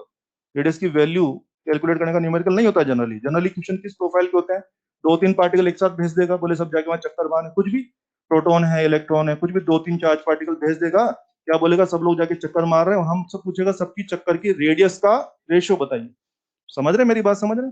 रेडियस की वैल्यू बहुत रेयरली कोई एक आध सवाल मिलेगा तो मिलेगा। वरना अक्सर क्या पूछते हैं कि दो तीन पार्टिकल चक्कर मार रहे हैं, उनकी रेडियस का रेशियो बताइए। अब रेडियस का रेशियो बताइए तो मैंने आपको हमेशा बोला है चारों फॉर्मूला अपनी अपनी जगह सही है, लेकिन कौन सा फॉर्मूला यूज करें, कोई भी एक प्रॉपर फॉर्मूला। प्रॉपर फॉर्मूला हमें कहीं ना कहीं सवाल से इशारा मिल जाएगा कि जो दो तीन पार्टिकल अंदर गए हैं उनका क्या सेम था। अगर वो सब लोग सेम वेलोसिटी से अंदर गए हैं तो फिर डिवीजन इससे होगा। अगर उन सबका मोमेंटम सेम बताया गया तो फिर डिवीजन इससे होगा। अगर उन सबकी काइनेटिक एनर्जी सेम बताएगी तो डिवीजन इससे होगा। और अगर कहा गया है कि all particle were accelerated by same voltage, all particles were accelerated by same voltage, अच्छा सेम वोल्टेज से दौड़ाया था तो फिर यहाँ पर डेल्टा ये वाला फॉर्मूला इस्तेमाल होगा। सुन रहे हैं? तो मुझे बताइए कौन सा फॉर्मूला सही है, कोई ये क्या सभी सही है? सभी सही है, लेकिन सवाल की भाषा के हिसाब से, सवाल के इशारे के हिसाब से मुझे कभी इस पे काम करना है, कभी इस पे, और कभी इस पे, और कभी इस पे। अच्छा काइनेटिक एनर्जी को कैसे लिखा है पता है ना आप लोगों को? इलेक्ट्रोस्टैटिक्स में आप पढ़ते हैं ना वो एनर्जी, डेल्टा के प्लस डेल्टा यू बराबर 0 पढ़ते हैं ना आप लोग, याद है ना सब लोगों को? अब पता है कि नहीं? वर्क एनर्जी रिलेशन पढ़ते हैं ना आप लोग, क्यू डेल्टा वी, यही है ना? डेल्टा के चेंज इन काइनेटिक एनर्जी बराबर चार्ज इनटू डेल्टा वी। और देसी बोल देता हूँ, कमान किसी भी चार्ज पार्टिकल को अगर पोटेंशियल डिफरेंस से पास करेंगे उसकी काइनेटिक एनर्जी कांस्टेंट होगी, चेंज होगा, चेंज होगा। और देख लो आप लोग, जितने बड़े वोल्टेज से पास करेंगे काइनेटिक एनर्जी में उतना ज्यादा चेंज होगा, जितने छोटे वोल्टेज से पास करेंगे काइनेटिक एनर्जी में उतना कम चेंज होगा। तो ध्यान रखें, पूरी दुनिया में चार्ज पार्टिकल को दौड़ाने का, एक्सेलरेट करने का, काइनेटिक एनर्जी दिलाने का एकमात्र तरीका है वोल्टेज से पास करिए। तुम जितने भी पढ़ते हो ना, प्रोटॉन इलेक्ट्रॉन तुम्हारे जो भी अल्फा अल्फा जो भी है, पूरी दुनिया में चार्ज पार्टिकल को दौड़ाने का, एनर्जाइज करने का, एक्सलेट करने का एकमात्र तरीका है पोटेंशियल डिफरेंस से गुजारिए। छोटा वोल्टेज से गुजारेंगे तो छोटी काइनेटिक एनर्जी मिलेगी, बड़ा वोल्टेज से गुजारेंगे तो बड़ी काइनेटिक एनर्जी मिलेगी। और इसीलिए मैंने सोचो, अगर तुम्हारे पार्टिकल की इनिशियल काइनेटिक एनर्जी 0 है तो बोलिए क्या मैं इसको बोल दूं फाइनल काइनेटिक एनर्जी बराबर क्यू इंटू डेल्टा वी? ऐसा लिखा है मैंने। क्लियर है सब लोगों को? चलिए, तो ये था रेडियस के बारे में फॉर्मूला। ध्यान दें, जब मैं बोलूंगा कि रेडियस का रेशियो बताए तो हर आदमी काम कर लेगा। कभी कभी हम और इसमें आपको कंफ्यूज करने के लिए रेडियस के बजाय कुछ अलग अलग शब्द यूज कर जाते हैं। कभी डेविएशन शब्द यूज कर जाएंगे, कभी कर्वेचर, कभी रेडियस ऑफ कर्वेचर, तो वो भी बता देता हूँ एक बार में, सवाल करेंगे। ये देखिए, अगर मान लीजिए मेरे पास आया है रेडियस ऑफ कर्वेचर,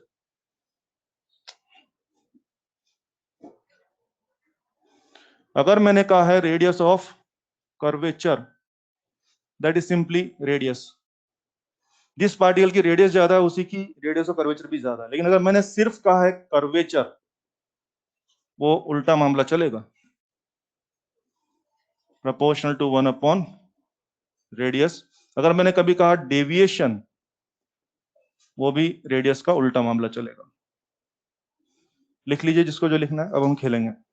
लिख लो जो लिखना है, अब हम खेलेंगे। इसका मतलब जिसकी रेडियस ज्यादा है उसी का रेडियस ऑफ कर्वेचर ज्यादा है, लेकिन जिसकी रेडियस ज्यादा है उसका कर्वेचर कम है, जिसकी रेडियस ज्यादा है उसका डेविएशन भी कम है। सुन लिया सब लोगों ने? तो एक बार तो आप रेडियस का हिसाब ले आना, मैं कुछ भी पूछूं आपसे, कर्वेचर पूछूं चाहे रेडियस ऑफ कर्वेचर पूछो, आप एक बार रेडियस का हिसाब ले आना, और रेडियस का हिसाब को फिर इसमें सेट करके आप मुझे डिसीजन दे देना कि क्या रहेगा और क्या नहीं रहेगा। क्लियर? चलिए, अब क्वेश्चन में इन सब बातों को इस्तेमाल करते हैं। लिखें एन अल्फा, ऐसा लिखो, सुनो, proton deuteron and alpha, proton deuteron and alpha.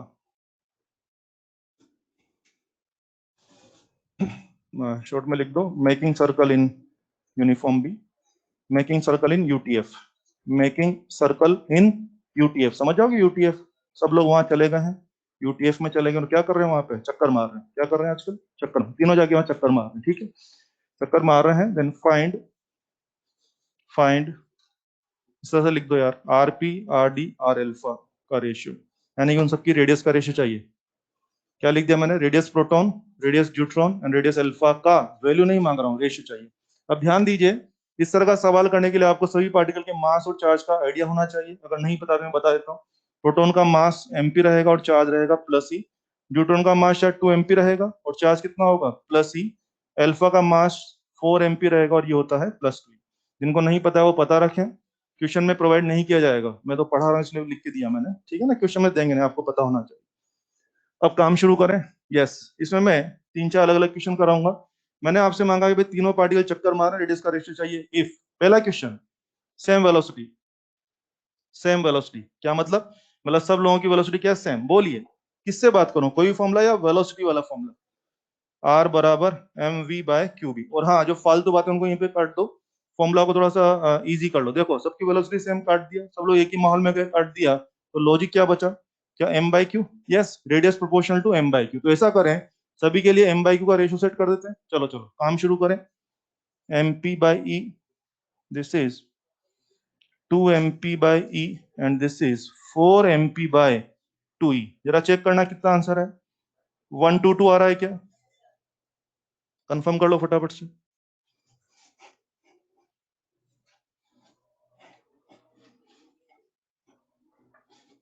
आ गया? 122 आ गया सबका?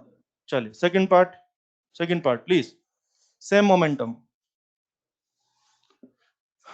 मान लीजिए वही सवाल, लेकिन मैंने कहा सेम मोमेंटम। इस बार किससे बात करना है?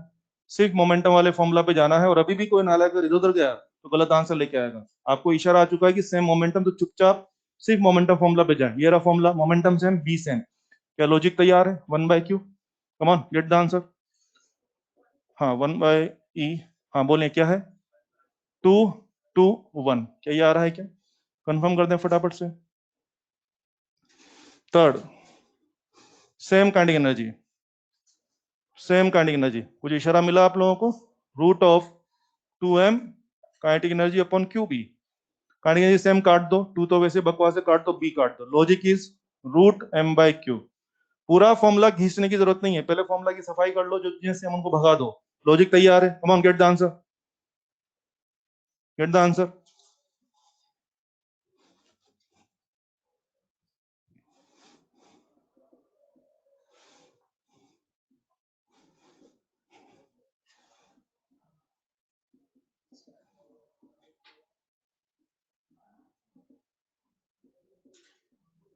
कितना आंसर है बच्चे? 1√2 1। श्योर? बराबर 1√2 1, बिल्कुल सही बात है। 1√2 1 आंसर आ गया।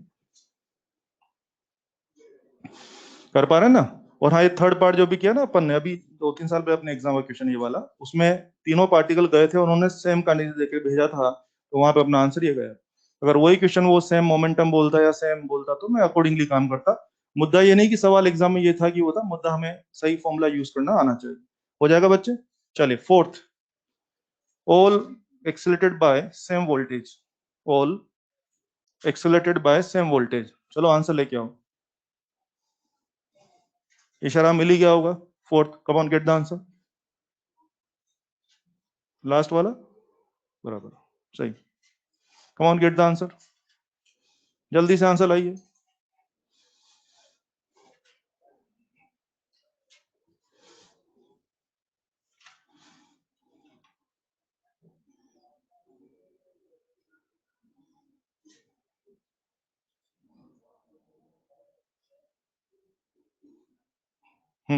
आंसर है बच्चे, बोलो।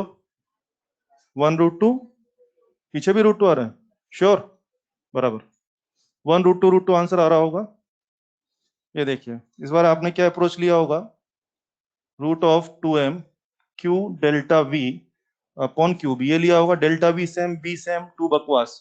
लॉजिक इज √m/q आया ना? तो बच्चे √m/q आया तो पता है इसको सोल्व करने की जरूरत नहीं है। अभी अभी आपने m/q का रेशियो निकाला था ना? और ये क्या m/q या m/q विथ छतरी? विथ छतरी, तो सारा रेशियो पे छतरी लगाओ पे, आंसर डायरेक्ट आ जाएगा 1√2 और √2। मतलब बनाना है तो बना भी सकते हैं, जस्ट मैं आपको आइडिया बोल रहा हूँ ना। अभी ये रिजल्ट मेरे पास अवेलेबल था तो क्यों बेकार है, मैं फट से छतरी, ये आंसर हो जाएगा। कर लेंगे। तो इस तरह से जो भी कंडीशन हो गया, जो भी पार्टिकल होंगे, आज मैंने आपको 3 पार्टिकल बोले अल्फा, और जो भी थे 3 पार्टिकल। कभी आपसे बोलेगा एक अल्फा है और एक कुछ भी हीलियम प्लस है, कभी आपसे बोलेगा एक प्रोटॉन और एक इलेक्ट्रॉन है। कुछ ही बोलता रहे, अपने को क्या मतलब है? जो भी होगा उसके मास और चार्ज का आइडिया होना चाहिए, और ये देखना पड़ेगा कि उन सबकी क्या सेम थी। अकॉर्डिंगली सही फॉर्मूला लेके रेडियस ला सकते हैं, ला सकते हैं। अब मेरे सवालों का जवाब दीजिए। कमान, कोई भी एक पकड़ लेते हैं। इधर आओ। ये क्या था? ड्यूट्रॉन, और ये क्या था? अल्फा। पता है ना इस आंसर के बारे में? वर्ड्स बोलना चाहूंगा, कमान वर्ड्स में कन्वर्ट करो इसको। ये उसको भूल जाओ, ये ड्यूट्रॉन और ये अल्फा। कमान बोलिए, ट्रू या फॉल्स की बात करेंगे। ड्यूट्रॉन की रेडियस ज्यादा है, कमान। ड्यूट्रॉन की रेडियस ज्यादा, ट्रू या फॉल्स? ड्यूट्रॉन का रेडियस ऑफ कर्वेचर ज्यादा है, ड्यूट्रॉन का रेडियस ऑफ कर्वेचर ज्यादा है। कमान कमान, ड्यूट्रॉन का रेडियस कम है, ड्यूट्रॉन का कर्वेचर कम है, ड्यूट्रॉन का डेविएशन कम है, अल्फा का डेविएशन ज्यादा है, अल्फा का डेविएशन कम है। वेरी गुड, समझ में आ गया ना? मैं थोड़ा सा जल्दी जल्दी पूछ रहा हूँ आप लोगों को परेशान करने के लिए, लेकिन आप समझ ही गए होंगे। एक बार रेडियस का हिसाब आ जाए अपने पास, और अगर मेरे दिमाग में ये है, तो अब लोग शांत दिमाग से डिसीजन ले सकते हैं। जिसकी रेडियस ज्यादा है उसका कर्वेचर डेविएशन कम है, और जिसका रेडियस कम है उसका कर्वेचर और डेविएशन ज्यादा है। सोच के हम बात कर सकते हैं, हो जाएगा? हाँ, आइए इसमें आते हैं। ये लीजिए, ये रहा प्रोटॉन, और इसको लेते हैं प्रोटॉन और अल्फा को। प्रोटॉन अल्फा, प्रोटॉन अल्फा 1 और 2, ये था 1। बोलिए किसकी रेडियस ज्यादा है, प्रोटॉन या अल्फा? किसका रेडियस और कर्वेचर ज्यादा है? किसका कर्वेचर कम है? अचानक बोले क्या हो गया? हाँ, व्यवस्था बिगड़ गई। हाँ, बोलो भाई किसका कर्वेचर कम है? हाँ, अल्फा। किसका कर्वेचर ज्यादा है? प्रोटॉन। किसका डेविएशन कम है? समझ में आ गया ना? थोड़ा सा मैं आपको परेशान करने के लिए जल्दी जल्दी पूछ रहा हूँ, लेकिन आप लोग आराम से डिजाइन। पहली बात तो आपको रेडियस पे तो आना ही पड़ेगा, ये तो मानते हो ना आप लोग? एक बार आप रेडियस पे आ जाना, उसके बाद दिमाग में इसको रिकॉल करके शांत दिमाग से डिसीजन लेने का हो जाएगा। चलिए ये सब हो जाएगा, ये कर लेंगे। ये था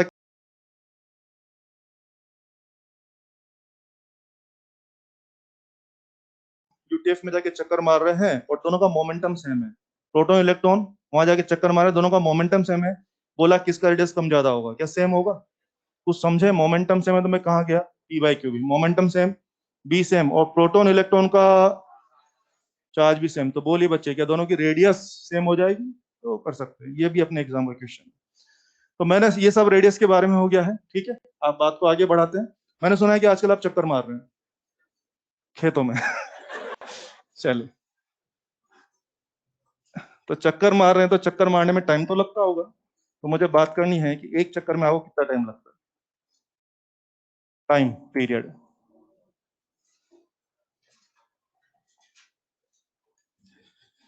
टाइम पीरियड, क्योंकि आप चक्कर मार रहे हैं तो चक्कर के बारे में जितनी भी बातें हो सकती है सब बात करूंगा मैं। चलिए, टाइम पीरियड टी। रेडियस की बात हो चुकी बेटे, टाइम पीरियड टी आओ। टी क्या होता है यार? 2 पाई r/v ना, एक चक्कर का लेंथ अपॉन स्पीड जो भी होता है, इसको एडजस्ट कर लीजिए। 2 पाई/v तो अच्छा है, आर की जगह मैंने लिख दिया mv/qb, और लिख दिया तो लिख दिया, टाइम पीरियड इज 2 πm/qb। आजकल आप चक्कर मार रहे हैं और चक्कर में कितना टाइम लगता है? 2 πm/qb। एक्सप्रेशन याद रखें, बहुत सारे क्वेश्चन में एक्सप्रेशन डायरेक्ट यूज होगा, रट के रखें। टाइम पीरियड इज 2 πm/qb, ठीक है बच्चे? देखो कभी मैं टाइम पीरियड पूछूंगा तो ये कर लेना। कभी कभी हो सकता है मैं कभी फ्रीक्वेंसी पूछ जाऊं, ओमेगा पूछ जाऊं, तो गड़बड़ है। एक सेकंड।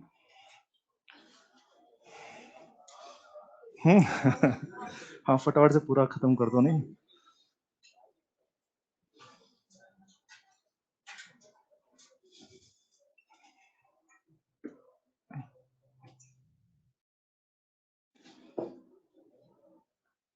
चलिए, तो क्योंकि मामला पीरियोडिक चल रहा है, मामला आप कह रहे हैं चक्कर मार रहे हैं, तो पीरियोडिक मामले के बारे में, उसकी पीरियोडिसिटी को लेकर हम कोई भी बात आपसे कर सकते हैं। मैंने बोला टाइम पीरियड तो ये हो जाएगा, कभी मैंने बोला यार फ्रीक्वेंसी बोल, तो क्या हो जाएगा? वो क्यूबी अपॉन 2 πm। कभी कभी हो सकता है मैं ओमेगा की बात कर जाऊं तो वो क्या हो जाएगा? क्या QB/m हो जाएगा? ओमेगा 2 πf होता है, वो आप देख लीजिए। मैं क्या, तो सारे मत याद करो, मेरी सलाह केवल टाइम पीरियड याद रख लो, फिर जरूरत पड़ने पे आप एडजस्टमेंट कर सकते हैं। ये था टाइम पीरियड के बारे में। अच्छा, कुछ नोटिस किया है क्या? टाइम पीरियड के फॉर्मूला में स्पीड नहीं आ रहा है, इसका मतलब कुछ समझे?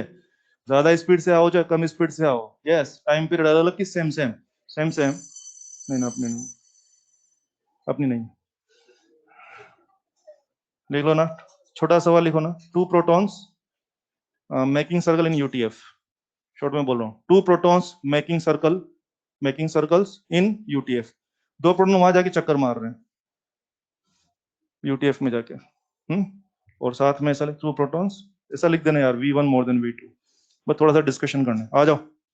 हाँ बच्चों, दो प्रोटॉन वहां जाके चक्कर मार रहे हैं और मुझे एग्जामिनर बोल रहा है कि पहले की स्पीड ज्यादा है, दूसरे की स्पीड कम है। यस, तो रेडियस के बारे में, first of all radius mv/qb ना। दो प्रोटॉन, दोनों का मास सेम, क्यू सेम, एक ही माहौल, क्या v? बोलो बच्चे, क्या R1 more than R2? दोनों का चक्कर बराबर या छोटा बड़ा? हूँ क्या कर रहे हो बे? दोनों का चक्कर बराबर है कि छोटा बड़ा? क्या पहले प्रोटॉन का चक्कर बड़ा है? पहले प्रोटॉन का चक्कर बड़ा है, दूसरे प्रोटॉन का चक्कर छोटा है, लेकिन T बराबर 2 pi m upon Q b. Come on, चक्कर बड़ा और छोटा हो सकता है बॉस, टाइम सेम है। हाँ, दोनों का चक्कर बड़ा और छोटा है, लेकिन दोनों का टाइम सेम है।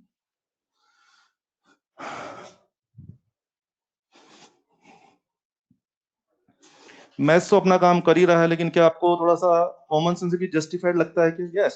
सुनो ना, जो प्रोटॉन फास्ट था उसको आपने बड़ा टारगेट दिया। फील करो बे, जो प्रोटॉन फास्ट था उसका चक्कर बड़ा है, यानी उसको आपने बड़ा टारगेट दिया। और जो प्रोटॉन थोड़ा स्लो था उसको आपने छोटा टारगेट दिया। तो बोली क्या दोनों की टाइमिंग मैच करने का चांस बनता है? मैथ्स ने अपना काम कर दिया है, मैथ्स ने अपना काम कर दिया। मैथ्स बोल चुका है कि दोनों का टाइम पीरियड सेम रहेगा। मैं तो आपसे कहना चाह रहा हूँ कि कॉमन सेंस से भी थोड़ा सा मामला जमता है क्या? यस। एक प्रोटॉन फास्ट था और एक प्रोटॉन स्लो था। जो फास्ट था उसको आपने बोला कि तू बड़ा चक्कर मार, और जो स्लो था उसको आपने बोला कि तू छोटा चक्कर मार। तो फास्ट को बड़ा टारगेट दिया, स्लो को छोटा टारगेट दिया, तो बोलिए कि दोनों की टाइमिंग मैच करने का चांस बनता है। वो मैंने आपको दिखाया। चलिए, हो रही है, आगे बढ़ते हैं। सुना है कि आजकल आप चक्कर मार रहे हैं, क्यों मार रहे हैं? अपनी मर्जी से या फोर्स लग रहा है? फोर्स लग रहा है, और फोर्स लग रहा है तो भाई साहब वर्क डन होना चाहिए कुछ। ओके, आइए, वर्क बाय एफएम। तुम्हारे ऊपर एफएम लग रहा है, और एफएम है, फोर्स लग रहा है, कुछ मूवमेंट हो रहा है, कुछ मोशन हो रहा है, तो ऑब्वियसली कुछ, मैं सोच रहा हूँ वर्क वर्क होना चाहिए। आओ देखते हैं, लॉजिकली हर पॉइंट को चेक करते हैं। आओ यार, मैंने सुना है वर्क होता था F M F dot D, सही सुना ना मैंने? या इसको मैं यूं एक्सप्लेन करता हूँ, सुनो। क्या तुम्हें याद है एफ एम और वी परपेंडिकुलर है? तुम आजकल चक्कर मार रहे हो ना, बोलिए फोर्स और वी क्या परपेंडिकुलर है? और परपेंडिकुलर है, और आपने पढ़ा होगा क्या फोर्स और डिस्प्लेसमेंट भी परपेंडिकुलर होंगे? यस, मैंने सुना है जिधर वेलोसिटी होती है उधर ही डिस्प्लेसमेंट होता है। तो अगर आपके सर्कुलर मोशन में एफ और वी हमेशा परपेंडिकुलर है, तो आपके सर्कुलर मोशन में फोर्स और डिस्प्लेसमेंट भी हमेशा परपेंडिकुलर है। और अगर ये दोनों हमेशा परपेंडिकुलर हैं तो work done F M dot D ना, वर्क क्या होता है? F dot D. और ये दोनों परपेंडिकुलर हैं, तो बोलो work done that should be zero. यानी कि आपके ऊपर मैग्नेटिक फोर्स लग रहा है, उस मैग्नेटिक फोर्स के इफेक्ट में आप लोग चक्कर ही मार रहे हैं। लेकिन अगर मुझे पूछोगे कि बताइए मैग्नेटिक फोर्स के साथ वर्क डन कितना हो रहा है, तो कितना आ रहा है? जीरो आ रहा है। उसका लॉजिक आपके सामने, क्यों जीरो लिखा है रटने की जरूरत नहीं है, कारण आपके सामने है। अब क्योंकि आपको ये बात समझ में आ गई वर्क डन जीरो है, तो अब इसको हम पूछते कैसे सवाल में, वो देखिए आप। मैं लिख देता हूँ, लिख दिया सब लोगों ने? इधर आ जाइए, सवाल में हम कैसे पूछते हैं जरा सुनो। जैसे मैं कभी बोल दूंगा एक प्रोटॉन जाके वहां चक्कर मार रहा है, ठीक है? मैं बोल दूंगा एक प्रोटॉन यूटीएफ में गया और चक्कर मार रहा है। सवाल कैसे बनाते हैं? एक प्रोटॉन यूटीएफ में गया और वहां जाके क्या कर रहा है? चक्कर मार रहा है, ठीक है, बहुत अच्छी बात है, चक्कर मार रहा है। मुझे बताइए एक चक्कर में वर्क डन कितना? एक चक्कर में वर्क डन कितना? जीरो। आधा चक्कर में वर्क डन जीरो कि नॉन जीरो? अभी भी जीरो, अभी भी जीरो। यस, ध्यान दीजिए, अक्सर पूरा चक्कर का वर्क डन जब हम बच्चे से पूछते हैं तो हर आदमी जीरो बोलता है। क्योंकि देखो यार, फिजिक्स में कुछ समझ में आया कि नहीं आया? इतना बहुत सारी जगह आता है close path work done zero, है ना, कुछ समझ में आया कि नहीं? बोले हाँ, पूरा चक्कर मार दे जीरो। सही बात है कि नहीं? फिजिक्स में कुछ पल्ले पड़े कि नहीं पड़े, इतना बहुत सारी जगह आता है close path work done zero. तो वहां तो हर आदमी बहुत खुशी से जीरो बोल देता है, और सही आंसर भी है। तो जब हमें फंसाना होगा, तो हमें जब नॉलेज चेक करनी होगी आपकी, तो हम पूरा चक्कर का वर्क डन पूछेंगे नहीं। हम पूछेंगे बेटा आधा चक्कर का वर्क डन बोल। और आधा चक्कर सुनते ही कई बच्चे नॉन जीरो पे आ जाते हैं। मुझे कहना है आज भी वर्क डन जीरो। कारण वर्क डन जीरो मैंने किस बिहाफ पे बताया है? ए फोर बी परपेंडिकुलर के बिहाफ पे। और ये कब परपेंडिकुलर है? कभी कभी की हर वक्त? अभी याद है मैं बता रहा था सर्कुलर मोशन में हर वक्त टेंजेंशियल वी और सेंट्रिपेटल फोर्स के हर वक्त परपेंडिकुलर है। तो बताइए यहाँ पर और यहाँ पर, यहाँ पर और यहाँ पर क्या हर वक्त परपेंडिकुलर है? तो अगर हर वक्त परपेंडिकुलर, तो क्या वर्क डन हर वक्त जीरो होना चाहिए? क्या वर्क डन हर वक्त जीरो होना चाहिए? पक्की बात हो गई है? तो बताइए, आंसर दीजिए। पूरे चक्कर का वर्क डन, और आधे चक्कर का, चार चक्कर का, चौथाई चक्कर का? वेरी गुड, चक्कर का कोई चक्कर नहीं है, मजे करिए। Yes, work done is zero, ये बात पक्की हो गई है। चक्कर का कोई लफड़ा नहीं कि आधा चक्कर, चौथाई चक्कर, वॉट एवर इज चक्कर, वर्क डन इज जीरो। और आगे बढ़ते हैं।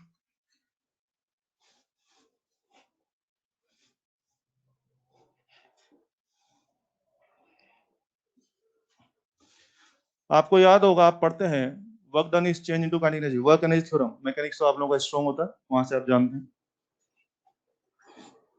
यस यार, वर्क डन कितना चल रहा है आजकल? जीरो। तो डेल्टा के ई जीरो, ध्यान दीजिए, delta K E change in kinetic energy zero, that means what, kinetic energy zero या कांस्टेंट, कांस्टेंट। इसका मतलब मैं समझ गया कि जब जब चार्ज पार्टिकल मैग्नेट फील्ड में जाके चक्कर मार रहा है, मारने दीजिए, उसकी काइनेटिक एनर्जी बढ़ेगी, घटेगी या कांस्टेंट रहेगी, कांस्टेंट रहेगी, काइनेटिक एनर्जी में कोई चेंज नहीं होगा, kinetic energy is constant.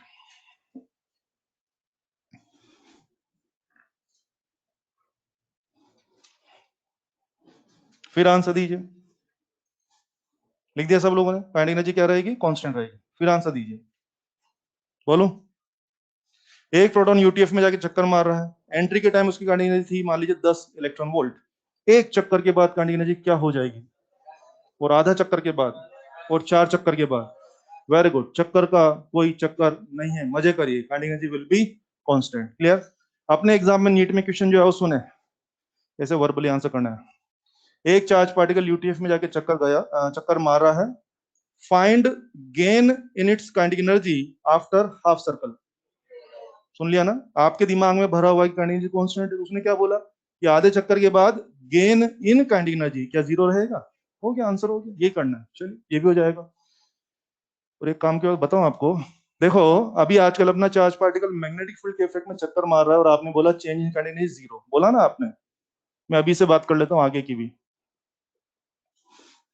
Electrostatics, come on, इलेक्ट्रोस्टेट अभी बढ़ाया था, चेंज इन काइनेटिक एनर्जी बराबर charge into delta we. What does it mean, delta we मतलब पोटेंशियल डिफरेंस, पोटेंशियल डिफरेंस मतलब इलेक्ट्रिक फील्ड। कम ऑन, इसका मतलब क्या हो गया, चार्ज पार्टिकल जब किसी इलेक्ट्रिक फील्ड से पास होगा, काइनेटिक एनर्जी कांस्टेंट या चेंज होगी। Yes, charge particle potential difference से पास होगा, यानी कि इलेक्ट्रिक फील्ड से पास होगा, तो काइनेटिक एनर्जी में चेंज होगा। चार्ज पार्टिकल मैग्नेटिक फील्ड से पास हो रहा है, काइनेटिक एनर्जी में चेंज हो रहा है कि नहीं हो रहा है, नहीं हो रहा है। तो आज के बाद हमेशा के लिए याद कर लीजिए कि चार्ज पार्टिकल की काइनेटिक एनर्जी चेंज करने का दम केवल किसके पास है, ई के पास है। बी जो है वो आपके चार्ज पार्टिकल की काइनेटिक एनर्जी को हिला ही नहीं सकता, ना कम कर पाएगा ना ज्यादा कर पाएगा। तो बात अच्छे से समझ लें, मॉड्यूल 4 मॉड्यूल 5 पढ़ते ना आप लोग, module 4 about electric field, module 5 is about magnetic field. Charge particle की काइनेटिक एनर्जी चेंज करने का अधिकार किसके पास है, ई के पास, मॉड्यूल 4 अबे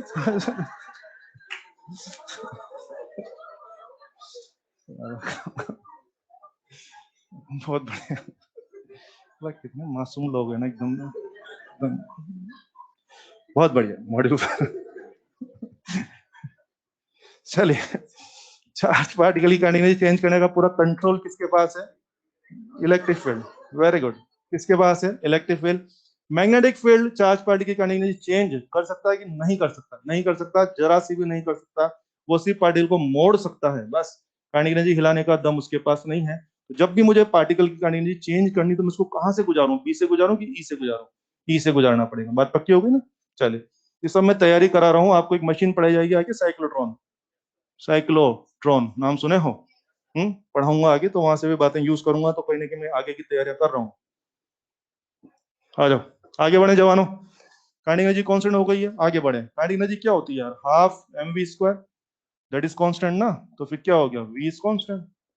इसका मतलब क्या हो गया, speed is constant but velocity, come on, constant या नॉट कांस्टेंट, क्या लफड़ा है, वैल्यू का या डायरेक्शन का, डायरेक्शन का, यू नो, मुड़ मुड़ के, come on। यानी जब आप सर्कुलर मोशन करेंगे, जब आप चक्कर मारेंगे, तो स्पीड तो क्या रहेगी, कांस्टेंट रहेगी, लेकिन पार्टिकल लगातार मुड़ रहा है, घूम रहा है, इस चक्कर में डायरेक्शन चेंज होने की वजह से वेलोसिटी क्या हो रही है, आपकी चेंज हो रही है। ठीक है, सहमत है। आगे बढ़े, मोमेंटम, मोमेंटम पी वेक्टर बराबर एफ डॉट वी, ये होता है, मैंने सुना मोमेंटम एफ डॉट वी। और हाँ, क्या एफ और वी हर वक्त परपेंडिकुलर थे, मोमेंटम, सुनो, पावर लिख दिया मैंने, सॉरी मैंने गलत लिख दिया, मोमेंटम पी वेक्टर बराबर क्या होगा, M into V vector, sorry, power क्या, मोमेंटम क्या होगा, एम इंटू वी वेक्टर। मुझे बताएंगे ये जो वी आया वो क्या, स्पीड की वेलोसिटी, वेलोसिटी, और आपकी वेलोसिटी इज नॉट कांस्टेंट ना, तो momentum is also not constant, momentum भी कांस्टेंट नहीं है। क्लियर। अब जैसे मैं जेई का क्वेश्चन बोलूं, जेई में इंजीनियरिंग में 2010 में एक क्वेश्चन था, लैंग्वेज सुने और पकड़ने की कोशिश करें। एक चार्ज पार्टिकल यूटीएफ में जाके सर्कुलर मोशन मार रहा है, चक्कर मार रहा है, देन चार लैंग्वेज थी, उसकी मोमेंटम और काइनेटिक एनर्जी दोनों कांस्टेंट रहेंगे, दोनों चेंज होंगे, ये कांस्टेंट वो चेंज, वो कांस्टेंट ये चेंज, आंसर बात, ये कांस्टेंट वो चेंज, ये कौन है, हाँ, एंड वो चेंज बोले तो मोमेंटम हो जाएगा। इस तरह से आंसर कर सकते हैं। वैसे बाय दी अगर उसने मोमेंटम की जगह मैग्नीट्यूड ऑफ मोमेंटम बोल दिया होता तो क्या दोनों कांस्टेंट हो जाते हैं? वेरी गुड, ये सब ध्यान रखना, क्योंकि लफड़ा सिर्फ काय का चल रहा है, डायरेक्शन का चल रहा है, वैल्यू तो कांस्टेंट है भाई, पता है ना। चलो आगे बढ़े, आगे बढ़े जवान। मोमेंटम हो गया, और पावर। पावर पावर में सुना एफ डॉट भी होता है, और एफ और भी तो परपेंडिकुलर है ना। तो बोलिए पावर कंजम्पशन क्या जीरो? मेरे ख्याल से आपका पार्टिकल जब सर्कुलर मोशन कर रहा है, जब आजकल आप चक्कर मार रहे हैं, तो मुझे पूछेंगे पावर कंजम्पशन कितना, क्या मैं जीरो बोल दूं? यस। गणित ने बोला जीरो, गणित को रखो साइड में, कॉमन सेंस से भी zero.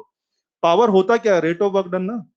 Rate of work done is power. अबे तुम्हारे यहाँ तो वर्क डन ही जीरो था, तो फिर काहे की पावर? अबे वर्क हो तो रेट ऑफ वर्क की बात कर लेते, तुम्हारे यहाँ तो वर्क ही नहीं हुआ, तो फिर काहे का रेट ऑफ वर्क डन? क्या पावर वाकई में जीरो होना ही चाहिए था? तो मैथमेटिकली जाएंगे तो भी जीरो आ रहा है, और कॉमन सेंस से भी जीरो आ जाएगा, यानी कि पावर कंजम्पशन इज जीरो। क्या मेरी बातें सबको समझ में आ गई यहाँ तक? चलिए ध्यान दें, वापस से कनेक्ट करता हूँ चीजों को, मैं क्या पढ़ा रहा था, जो लोग बाहर देख रहे हैं वो भी ध्यान दें, ठीक? बहुत बढ़िया। पानी पिलाओ, पानी पियो थोड़ा सा, क्या बस। तो मैं कह रहा था, वापस से कनेक्ट करता हूँ चीजों को आगे बढ़ाने के पहले। मैंने आपसे कहा कि मैं पढ़ाऊंगा चार्ज पार्टिकल के ऊपर मैग्नेटिक फोर्स के बारे में। Formula was Q V B sine theta. Force लगेगा कि लग सकता है? लग सकता है, डिपेंडिंग ऑन बहुत सारे इफ एंड बट्स से। पार्टिकल चार्ज होना चाहिए, मोशन में होना चाहिए, एंगल भी सुटेबल होना चाहिए अदर देन जीरो और वन। फोर्स लग जाएगा। फोर्स लगेगा तो पार्टिकल को छोड़ेगा कि मोड़ेगा? मोड़ेगा। मैं कह रहा था मैं आपको तीन केस पढ़ाऊंगा। पहला केस तो फर्जी था, थीटा जीरो, फोर्स ही नहीं लगा तो सीधा चल दी। दूसरा केस काम का था जो हमने शुरू किया, थीटा 90, फोर्स लगा। फोर्स लगा तो हम क्या करने लगे? चक्कर मारने लगे। अगर पार्टिकल चक्कर मार रहा है तो उसके बारे में जो वेरियस पैरामीटर्स हैं, मैंने आपको सबके बारे में बताया। Radius, time period, frequency, work done, power shower जो भी होता है सब बता दिया। क्या कर रहे हैं आजकल आप? चक्कर मार रहे हैं? क्या बोल रहे हैं? चक्कर मार रहे हैं। मैंने सुना है चक्कर भी दो प्रकार के होते हैं। वो मुस्कुरा रहा है। Don't take it personally. अबे ये सब दो प्रकार मतलब क्लॉकवाइज या एंटी क्लॉकवाइज? भाई पर्सनली ले रहा है। चक्कर भी दो प्रकार के होते हैं, इट में भी क्लॉकवाइज, इट में भी एंटी। तो जैसे आप कहोगे भाई ये क्या कर रहे हैं, बोले चक्कर मार रहे हैं, एग्जाम पूछेगा बेटा कौन सा चक्कर मार रहे हो, क्लॉकवाइज की एंटी क्लॉकवाइज? तो उसके लिए हमें क्या करना पड़ेगा? पहले हमें एफएम की डायरेक्शन निकालनी पड़ेगी। एफएम की डायरेक्शन निकालने के बाद हम डिसाइड कर पाएंगे कि हम कौन सा वाला चक्कर मारे, क्लॉकवाइज की एंटी क्लॉकवाइज। तो एफएम की डायरेक्शन निकालने के लिए हम लोग यहाँ पे राइट हैंड यूज करेंगे, वो अब मैं सिखाने जा रहा हूँ। वही क्रम चल रहा है अपना। अगला है कि direction of FM. Direction of FM, FM की डायरेक्शन के बारे में।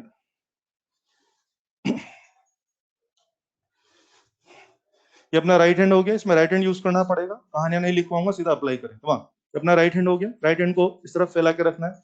सबसे पहले तो बिना दिमाग लगाए राइट हैंड की फिंगर्स को क्या कर दो, बी की तरफ लगा दो, बिना दिमाग लगाए। सोचो मत, बी इधर है तो यूं, बी इधर है तो यूं।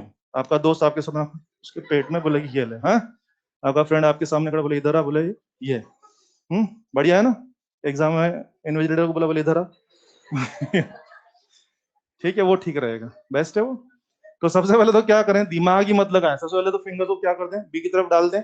उसके बाद अंगूठा को जो है ना करंट की तरफ सेट कर दें। शब्द सुने, अंगूठा को अगर रियल में करंट तो करंट की तरफ सेट कर दें, और अगर मूविंग चार्ज हो तो पॉजिटिव चार्ज की तरफ सेट कर दें, और नेगेटिव चार्ज हुआ तो उधर में सेट करेंगे, उल्टा में। तो मैं ज्यादा नहीं बोला, बोला करंट की तरफ सेट करें। अगर आप ऐसा कर देंगे तो जो पाम है, पाम से परपेंडिकुलर क्या हो जाएगा, एफएम का डायरेक्शन हो जाएगा। इस बात को मैं यहाँ पे रिप्रेजेंट कर देता हूँ। ये है आपका। नहीं नहीं, डरने की जरूरत नहीं है, डरने की जरूरत नहीं है किसी को भी। ये बना लो। नहीं नहीं, डरने की जरूरत नहीं है। Fleming right hand. कुछ ये बताने की कोशिश की ना, फिंगर्स को बी की तरफ, अंगूठा को करंट की तरफ, तो पाम से परपेंडिकुलर क्या मिल जाएगा, एफएम की डायरेक्शन।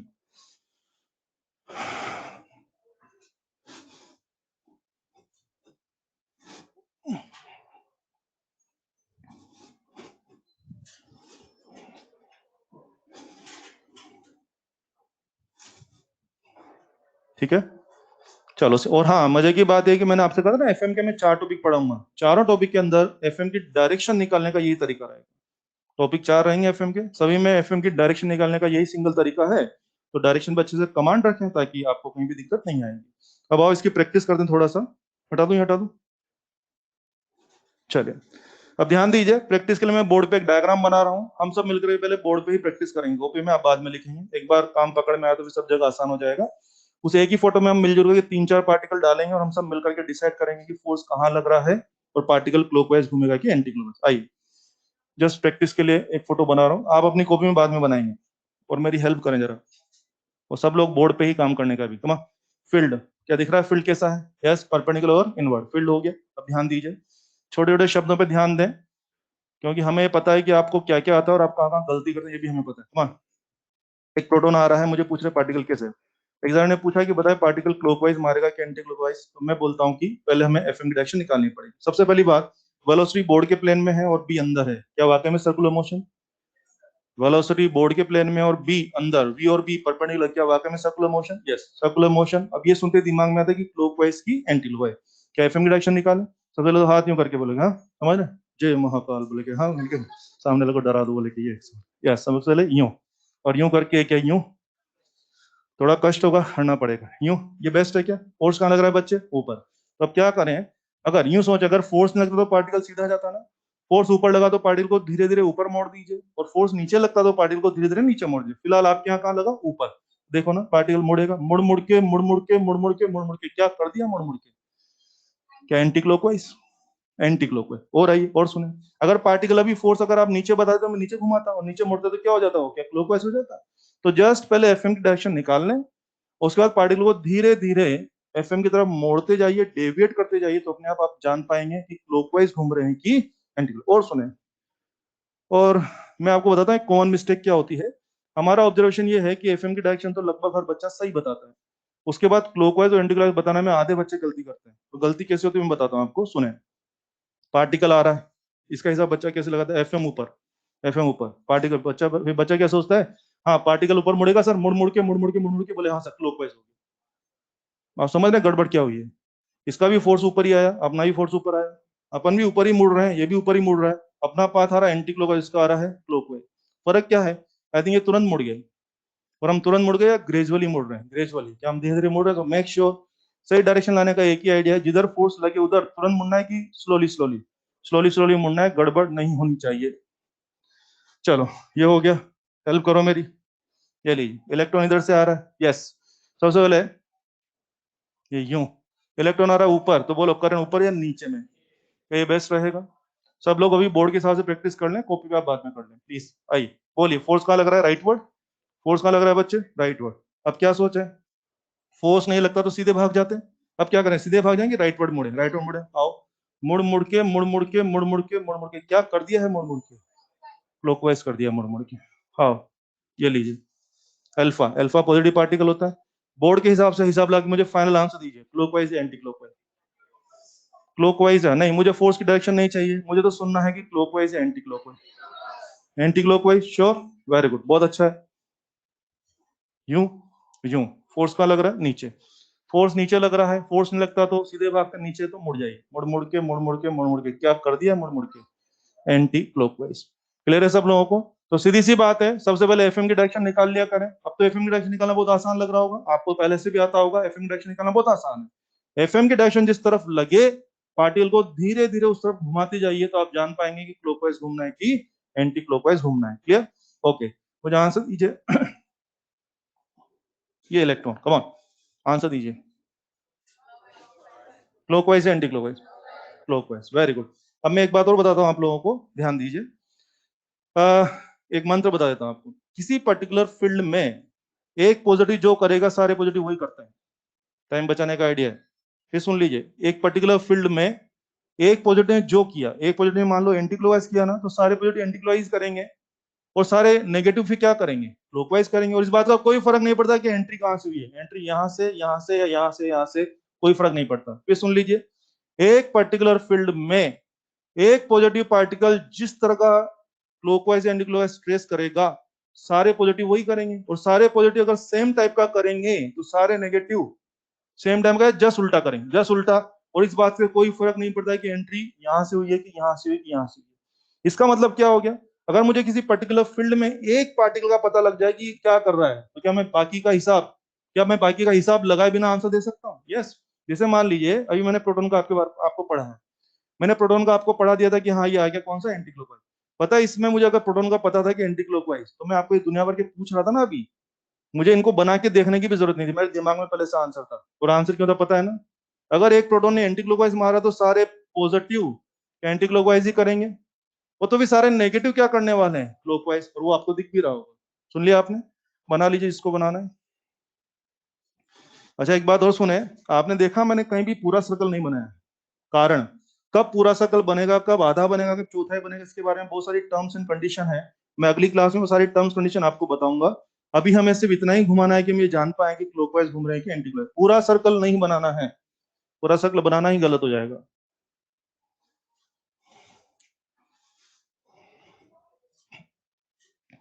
आई थिंक एफएम की डायरेक्शन निकालना आ गया होगा, ठीक है। इसी टॉपिक के बारे में अगले लेक्चर में और कंटिन्यू करेंगे। आज की बात यहीं खत्म करते हैं। धन्यवाद, थैंक यू। है ना।